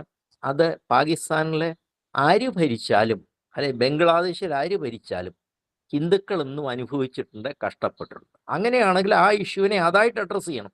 CAA മെയിനായിട്ട് ഇഷ്യൂ ആയിട്ട് അവർ ഏറ്റെടുക്കണമായിരുന്നു. അത് ചെയ്യാൻ ആരെ കൊണ്ടും പറ്റിയിട്ടില്ല. ആ 1971 ശരിക്കും ഈ ബംഗാളികളെ കണ്ടമാനം പാകിസ്ഥാൻ പട്ടാളം ഉപദ്രവിച്ചു. വളരെ മിടുക്കന, ഏറ്റവും വൃത്തികെട്ടവനായിട്ടുള്ള മിലിറ്ററി ജനറലിനെ തന്നെ അവരെ ബംഗാളികളെ അങ്ങോട്ട് ഏൽപ്പിച്ചു കൊടുത്തു. ജനറൽ തിക്കാ ഖാൻ, ഏറ്റവും വൃത്തികെട്ട പട്ടാള ഉദ്യോഗസ്ഥൻ, ലോകത്തിൽ ഏത് പട്ടാളം എടുത്തു നോക്കി അവരെ അങ്ങോട്ട് വിട്ടു. അവനവിടെ അവൻ്റെ വർക്ക് ചെയ്തോളൂ. നമ്മളെന്തിനാ ഈ ആവശ്യമില്ലാത്തതിനകത്ത് കിടപ്പെടുന്നു? അതൊരു ഇഷ്യൂ ആണ്. കുറേ കാര്യങ്ങളുണ്ടായിരുന്നു. കുറേ ബംഗ്ലാദേശികൾ ഇന്ത്യയിലേക്ക് വന്നു. അവരെ നമുക്ക് താങ്ങാനൊക്കാതെ വന്നു. അവിടെ നമുക്ക് ഇടപെടായിട്ടൊക്കെ വന്നു. പക്ഷേ രസമതല്ല. സ്വാതന്ത്ര്യം കിട്ടിക്കഴിഞ്ഞപ്പോൾ ആദ്യം അവർ ധാക്കയിലെ മുസ്ലിങ്ങൾ സ്വാതന്ത്ര്യം ആഘോഷിച്ചത് അവിടുത്തെ ചാമുണ്ഡി മാതാ ക്ഷേത്രം അടിച്ചങ്ങ് തകർക്കുമായിരുന്നു. അവൻ്റെ സ്വാതന്ത്ര്യം ആഘോഷിക്കുമ്പോഴും കാളി വേണം അത് അനുഭവിക്കാൻ. അതങ്ങ് തകർത്തു. അങ്ങനെ അവൻ ആഘോഷിച്ചത്. ഈ ആവശ്യമില്ലാത്ത കാര്യത്തിനകത്ത് നമ്മൾ കൂടുതൽ ഇടപെടുക. നമുക്ക് തന്നെ ഇൻറ്റേർണൽ പ്രോബ്ലംസ് അത്ര ശക്തമായിട്ട്, ആ പ്രശ്നങ്ങളെയാണ് നമ്മൾ മെയിനായിട്ട് അഡ്രസ്സ് ചെയ്യുക. ഏത് രാഷ്ട്രമായാലും രണ്ടെണ്ണം എപ്പോഴും സജീവമാണ്. ഒരിക്കൽ ടോയിൻബി പറഞ്ഞു, ഇൻറ്റേർണൽ പ്രോളിറ്റേറിയറ്റ് ആൻഡ് എക്സ്റ്റേണൽ പ്രോളിറ്റേറിയറ്റ്. ഈ രണ്ടെണ്ണം ഉള്ളത് കൊണ്ടാണ് പല രാഷ്ട്രങ്ങളും തകർന്നു. ഒരു നല്ല അളവ് വരെ അത് ശരിയുമായിരുന്നു. അപ്പം അങ്ങനെ വരുമ്പോഴേ എക്സ്റ്റേണൽ ശത്രുക്കളെക്കാൾ കൂടുതൽ നമ്മൾ എപ്പോഴും കരുതിയിരിക്കേണ്ട ഇൻറ്റേർണൽ ശത്രുക്കളെ തന്നെയാണ്. രാഷ്ട്രം ശക്തമായാൽ ഒരു ബാഹ്യശക്തിയും അതിനകത്തിൽ കയറി ഇടപെടത്തില്ല. അത് കൊച്ചു രാഷ്ട്രമാണല്ലോ ഇസ്രായേൽ. അതിനകത്തിൽ വേറെ ഒരുത്തൻ ചെന്ന് അവിടെ ഒന്നും പോളിസി മേക്കിംഗ് ഒന്നുമില്ല. അവർ ഇസ്രായേലുകളെല്ലാം ഒന്നിച്ച് തന്നെ നിൽക്കത്തുള്ളൂ. ഇത് ഹിന്ദു രാഷ്ട്രമാണ്. ഞാനത് സെക്കുലറിസത്തിനെതിരായിട്ട് പറയുന്നതല്ല. അത് ആ രീതിയിൽ തന്നെ ഹിന്ദുക്കളെ തന്നെ യോജിപ്പിച്ചെടുക്കണം. രണ്ട്, ഏറ്റവും കൂടുതൽ നമുക്ക് പ്രശ്നമില്ലാത്ത ഒരു കമ്മ്യൂണിറ്റിയാണ് ക്രിസ്ത്യൻ കമ്മ്യൂണിറ്റി. ശരിയാണ്, അവിടെ ഇവിടെയൊക്കെ ചില ഒരസലുകളൊക്കെ ഉണ്ടാവും. ആ ഹിന്ദു ക്രിസ്ത്യൻ ഒരസലുകൾ എന്നൊക്കെ പറയുന്നത് ഹിന്ദു ഇസ്ലാമിക് ഒരസൽ അല്ലെങ്കിൽ ക്രിസ്ത്യൻ ഇസ്ലാമിക് റൈവൽറി അത്രമാത്രമൊന്നും അതിനകത്തിലില്ല. കേരളത്തിൽ തന്നെ നമുക്കറിയാം കുറേ അധികം സീറ്റുകൾ അടുത്ത തവണ നമുക്ക് കിട്ടാനുള്ള ചാൻസ് ഉണ്ട്. ശരിക്കും ക്രിസ്ത്യൻ കമ്മ്യൂണിറ്റിയും നമ്മളെപ്പോലെ തുല്യ ദുഃഖിതരാണ്. കാരണം ഇസ്ലാമിൻ്റേതായിട്ടുള്ള ഓൺസ്ലോട്ട് അത്ര ഭയങ്കരമായിട്ട് അവരുടെ നേരെയുണ്ട്. ആ ഏരിയയിൽ നമ്മൾ അതിനെ ശക്തിപ്പെടുത്തി അവരെ കൂടെ നിർത്തിക്കൊണ്ട് നമ്മളുടെയും അവരുടെയും പ്രശ്നം തുല്യമായിട്ടുള്ള പ്രശ്നമാണെന്നുള്ള രീതിയിൽ അതിനെ ഏറ്റെടുക്കണം. ചൈന ഇഷ്യൂ, ചൈനയിൽ ഇസ്ലാം വിളയാൻ അവർ സമ്മതിക്കത്തില്ല. ഇസ്ലാമിനെ കുറിച്ച് ചൈനീസ് ഗവൺമെൻറ് പറയുന്നത് ഇതൊരു മാനസിക രോഗമാണ് ഈ സാധനം. ശരിക്കും അത് അനലൈസ് ചെയ്താൽ മാനസിക രോഗം തന്നെയാണ്. ഇവിടെ സ്വർഗമുണ്ട്, അവിടെ ചെന്ന് സുഖമായിട്ട് വാഴുന്നതിന് ഇവിടെ സകല വൃത്തികേടുകളും കാണിക്കുക എന്നുള്ളതാണ് അതിൻ്റെ പരിഹാരം. അപ്പോൾ അതൊരു മാനസിക പ്രശ്നമെന്ന് ചൈന അതിനെ വിലയിരുത്തുന്നുണ്ടെങ്കിൽ വളരെ ശക്തമായിട്ടുള്ള കാര്യമാണ്. ചൈന അധികം താമസിക്കാതെ ഇതിനെയൊക്കെ വിഴുങ്ങും. അവിടെയും ഇന്ത്യ ശക്തമാണ്. അവിടെ നമുക്ക് വേണ്ടത് ചൈനയുമായിട്ട് എങ്ങനെയെങ്കിലും ഒരു നല്ല ഫ്രണ്ട്ഷിപ്പ് തന്നെ. കാരണം ചരിത്രാതീത കാലം മുതൽ ഹിന്ദു ബുദ്ധിസ്റ്റ് ട്രഡീഷൻ അതുപോലെ നിലനിൽക്കുന്നതാണ്. കാരണം ഹിന്ദുയിസത്തിൻ്റെ ഒരു ആവിഷ്കാരം തന്നെയായിരുന്നു ബുദ്ധിസം എന്ന് പറയുന്നത്. ബോധമായിരുന്നല്ലോ രണ്ടിൻ്റെ അടിസ്ഥാനം. അപ്പോൾ അവിടെ ബംഗ്ലാദേശോ ലങ്കയോ ഇവൻ ചൈന പോലും നമുക്കൊരു പ്രശ്നമാകത്തില്ല. കാരണം അകത്തുള്ള അന്തഛിദ്രങ്ങളില്ലാതെ ഇൻറ്റേർണൽ ഗവൺമെൻറ് അത്ര ശക്തവും അത്ര ഭദ്രവുമാണെന്നുണ്ടെങ്കിൽ നമ്മൾ സുശക്തർ തന്നെയായിരിക്കും. അവിടെയാണ് നമ്മൾ ഏറ്റവും കൂടുതൽ ശ്രദ്ധിക്കേണ്ടത്. അപായമണി മുഴങ്ങുന്നുണ്ട്, ശരിയാണ്. പക്ഷെ അത് ഏറ്റവും കൂടുതലായിട്ട് മുഴങ്ങുന്നത് നമ്മുടെ വീട്ടിനകത്താണ് മുഴക്കം. ആ മുഴക്കമാണ് നമുക്ക് ഇല്ലാതെയാക്കേണ്ടത്. ആ മുഴക്കം ഇല്ലാതെയായാൽ ഈ ബാഹ്യശക്തികളുടെ അപായമണിയൊക്കെ അതുപോലെ തന്നെ അങ്ങ് ഇല്ലാതെയാവും. അപ്പോൾ അത് നമ്മളുടെ ഇൻറ്റേർണൽ മാറ്റേഴ്സ് നമ്മൾ ഏറ്റവും കൂടുതൽ കോൺസെൻട്രേറ്റ് ചെയ്യുക. അതാണ് ഞാൻ അടുത്ത കാലത്ത് ഒരു ആർട്ടിക്കിളിനകത്ത് സൂചിപ്പിച്ചിരുന്നു. ഒരിക്കൽ അഡ്വാനിയോട് അദ്ദേഹം ഇന്റർവ്യൂവിൽ വെച്ചാരോ അമേരിക്കൻസാരോ അദ്ദേഹത്തോട് ചോദിച്ചു, ഇന്ത്യ BJP ഭരിച്ചു കഴിഞ്ഞാൽ ഇന്ത്യയോടുള്ള അമേരിക്കയുടെ ആറ്റിറ്റ്യൂഡ് എന്തായിരിക്കും? അദ്ദേഹം അതിന് മറുപടി പറഞ്ഞു, ഇന്ത്യ BJP ഭരിക്കുന്നോ കോൺഗ്രസ് ഭരിക്കുന്നോ എന്നുള്ളതല്ല ഇഷ്യൂ, ഇന്ത്യ ശക്തമാണോ ഇല്ലയോ എന്നുള്ളതാണ്. ശക്തമായ ഭാരതത്തിനെ ഫ്രണ്ടാക്കാനേ ആൾക്കാർ ഏറ്റവും കൂടുതൽ ഇഷ്ടപ്പെടത്തുള്ളൂ. ഇന്ത്യ ശക്തമാകുന്നത് അവരാരും പലപ്പോഴും ഇഷ്ടപ്പെടുന്നില്ല എന്നുള്ളത് മറ്റു പക്ഷെ ശക്തമായി കഴിഞ്ഞാൽ ഷേക്ക് ഹാൻഡ് കൊടുക്കാൻ ധാരാളം ആൾക്കാർ അന്താരാഷ്ട്ര തലത്തിലുണ്ടാവും. ഇപ്പം തന്നെ ഇന്ന് തന്നെ നമ്മൾ അതിൻ്റേതായിട്ടുള്ള ചില ലാഞ്ചനങ്ങൾ, ലക്ഷണങ്ങൾ ആഗോള രാഷ്ട്രീയ തലത്തിൽ നമ്മൾ കാണുന്നുമുണ്ട്. അപ്പോൾ അത് ഈ ബാഹ്യശക്തികളെ പോലെ തന്നെ ഏറ്റവും കൂടുതൽ അതിനേക്കാൾ പ്രാധാന്യം കൊടുക്കണം അകത്തെ ശത്രുക്കൾ. നമ്മുടെ വീടിനകം ആദ്യം ഭദ്രമായിട്ട് സൂക്ഷിക്കുക, അത് കഴിഞ്ഞിട്ട് മാത്രം ബാഹ്യശത്രുവിനെ നമ്മൾ ശക്തമായിട്ട് ചെറുക്കുക. ഈ അകമാണ് ഏറ്റവും വലിയ പ്രശ്നം എന്ന് പറയും. നന്ദി അജിത് സാർ. ഇന്നത്തെ വിചാരസഭയുടെ വിഷയാവതരണത്തിന് ഏറ്റവും ഉചിതമായ ഒരു വിലയിരുത്തലും അതുപോലെ ഒരു അനുബന്ധവും അവതരിപ്പിച്ചതിന് വളരെയധികം നന്ദി അജിത് സാർ. ഇനി ഈ വേദി ചർച്ചകൾക്കായി തുറന്നിടുകയാണ്. സമയം വളരെയധികം അതിക്രമിച്ചിരിക്കുകയാണ്. എങ്കിലും ഏറ്റവും ചുരുങ്ങിയ വാക്കുകളിൽ വിഷയാവതാരകനോട് സംവദിക്കുന്നതിനായി വിചാരസഭ എന്ന ജിജ്ഞാസുക്കളെ ക്ഷണിക്കുകയാണ്. തുടർന്ന് വിചാരസഭയുടെ അടുത്ത നടപടിക്രമങ്ങളിലേക്ക് കിടക്കാം. നമസ്തേ, ഞാൻ കൃഷ്ണൻ നമ്പീശൻ, അങ്കമാലി വേങ്ങൂരാണ്. ഡോക്ടർ വിനയ് സാറിന്റെ അവതരണം അന്തർദേശീയ തലത്തിൽ നമ്മുടെ അയൽ രാജ്യങ്ങൾ എന്ന് പറയുമ്പോൾ അന്തർദേശീയ തലത്തിലുള്ള എക്സ്പ്ലനേഷൻ വളരെ ഭംഗിയായി അക്കാദമിക് ആയിട്ട് ചരിത്രം അറിയേണ്ട നിലയ്ക്ക് അല്ലെങ്കിൽ ആനുകാലിക സംഭവങ്ങൾ അറിയാവുന്ന നിലയ്ക്ക് നല്ലപോലെ അത് പഠിച്ച് അവതരിപ്പിച്ചു. ദിവസ, തീയതി, വർഷങ്ങളൊക്കെ ഉൾപ്പെടെ എൻ്റെ ഉള്ളിൽ ഉയർന്നു വന്ന സംശയങ്ങൾക്ക് അജിത് സാറ് ചോദ്യം ഇല്ലാതെ തന്നെ മറുപടി പറഞ്ഞു. അതുകൊണ്ട് തീർച്ചയായിട്ടും ഈ ചർച്ച വളരെ സഫലമായി. എൻ്റെ ചോദ്യം മനസ്സിൽ കരുതിയത് ഇതായിരുന്നു: ജനാധിപത്യ രാഷ്ട്രത്തിന് അധികാരത്തിൽ വരാൻ ശ്രമിക്കുന്ന ഇവിടുത്തെ ഇടത് വലത് ശക്തികളും പത്രമാധ്യമങ്ങളുടെ 40-50% അതിനുവേണ്ടി ഇസ്ലാമിക ശക്തികളെ കൂട്ടുപിടിക്കുന്നു. നമ്മുടെ സ്വാതന്ത്ര്യം നേടിത്തന്നവർ എന്ന് പറയുന്ന ആ പ്രസ്ഥാനം തന്നെ ഈ രാജ്യത്തിന് ശത്രുവായി തന്നെ പ്രവർത്തിക്കുന്നുണ്ടോ എന്ന് സംശയം. ഇതായിരുന്നു എൻ്റെ മനസ്സിൽ ചർച്ച കേട്ടപ്പോൾ തോന്നുന്നത്. അജിത് സാറ് അത് ഭംഗിയാൻ തരയണം, അതിന് മറുപടിയും പറഞ്ഞു. സന്തോഷം. അന്താരാഷ്ട്ര ബന്ധങ്ങൾ അല്ലെങ്കിൽ നയതന്ത്ര ബന്ധങ്ങൾ രൂപീകരിക്കുമ്പോൾ ഈ തരത്തിലുള്ള വിഷയങ്ങൾ എങ്ങനെയാണ് ഈ തരത്തിലുള്ള ചരിത്ര പണ്ഡിതന്മാരിൽ നിന്നും അവിടെ എത്തണത്, അതനുസരിച്ചിട്ട് തന്നെയാണോ ഇതൊക്കെ തീരുമാനിക്കപ്പെടുന്നത് എന്ന് ഒരു സംശയം കൂടി ചോദിച്ചിട്ട് നിർത്തട്ടെ. നന്ദി.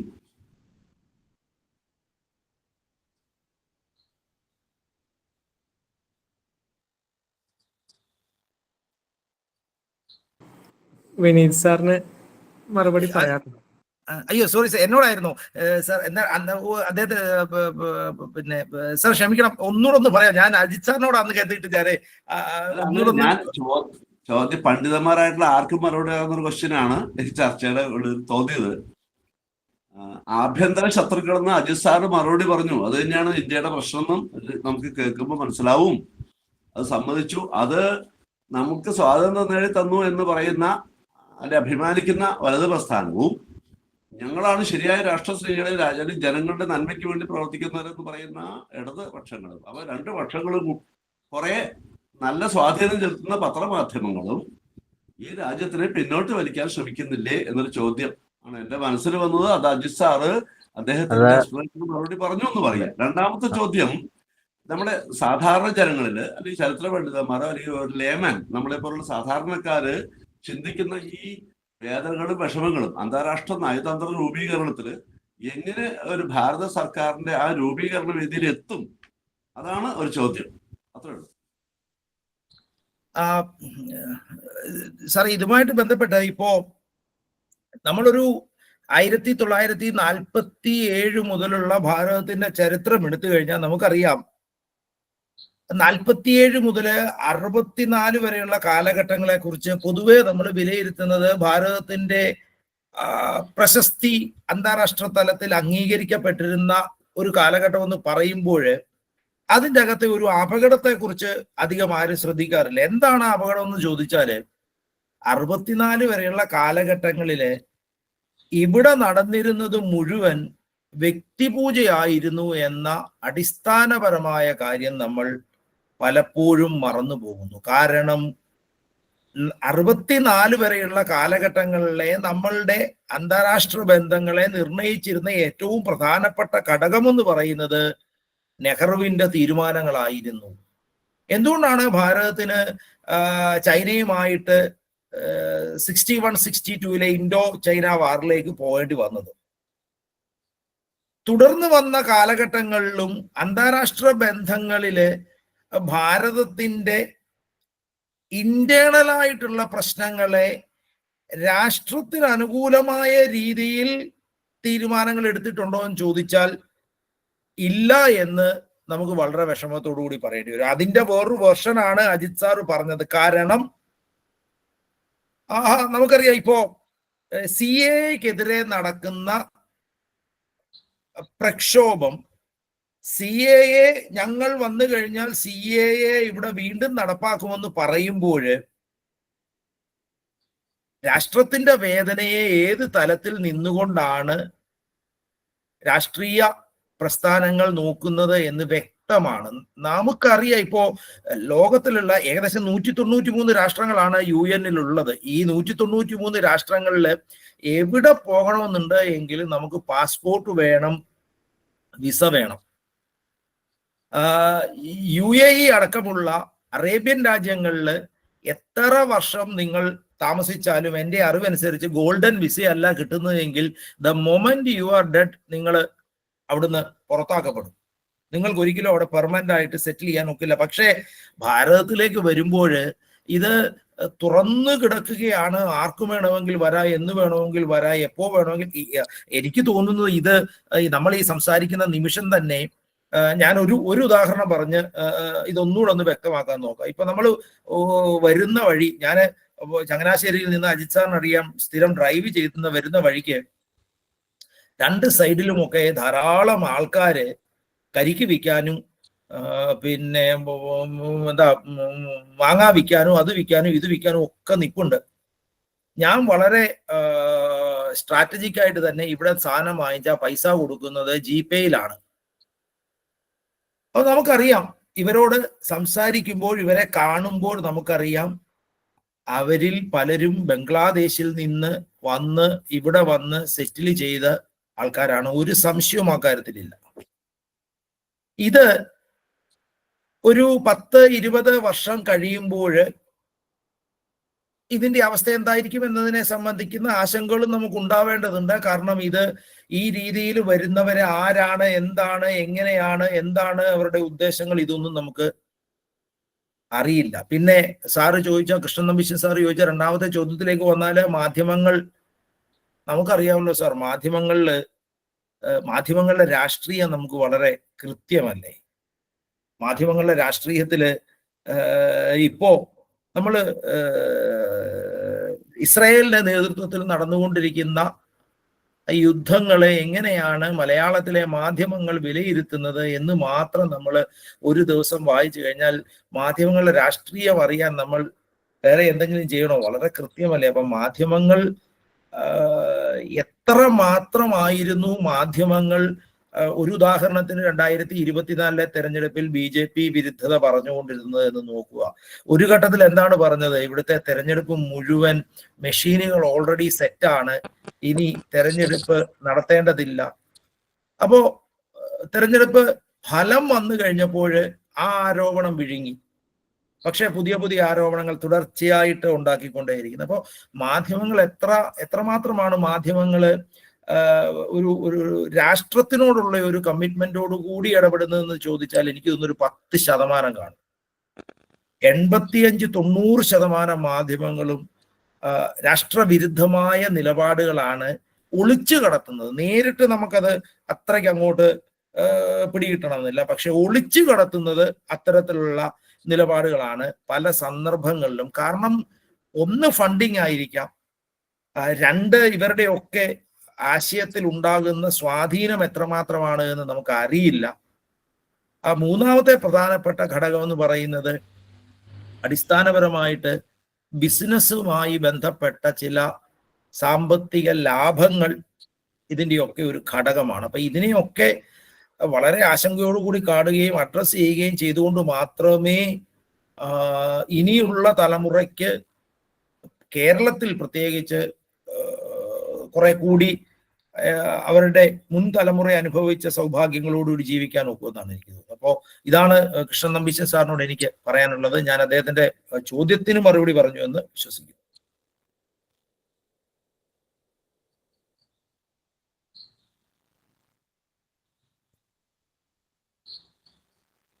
Thank you sir.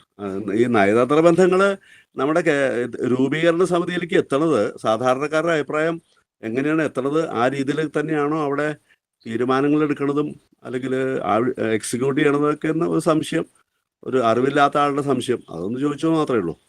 സാറില്ലേ, മനസ്സിലായി കാര്യങ്ങളൊക്കെ? ഓക്കെ.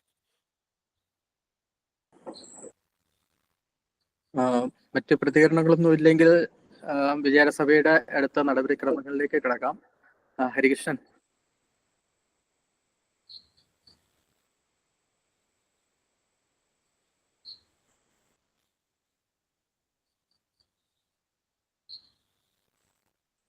ഹരി ഓൺലൈൻ ഉണ്ടോ? ഓൺലൈൻ ഉണ്ട് സാർ. എനിക്ക് പെട്ടെന്നൊരു കോൾ വന്നതായിരുന്നേ സാറേ. വിനീത് സാറേ, വളരെ സന്തോഷം. ഞാൻ ശരിക്കും പറഞ്ഞ ഒരു 8-10 ചോദ്യങ്ങളോളം എഴുതി വെച്ചിട്ടുണ്ട്. പക്ഷേ സമയക്രമം കുറവ് കാരണം എനിക്കത് ചോദിക്കാനായിട്ട് ഇപ്പോൾ ഒരു അവസരമില്ല. പക്ഷെ എന്നാൽ പോലും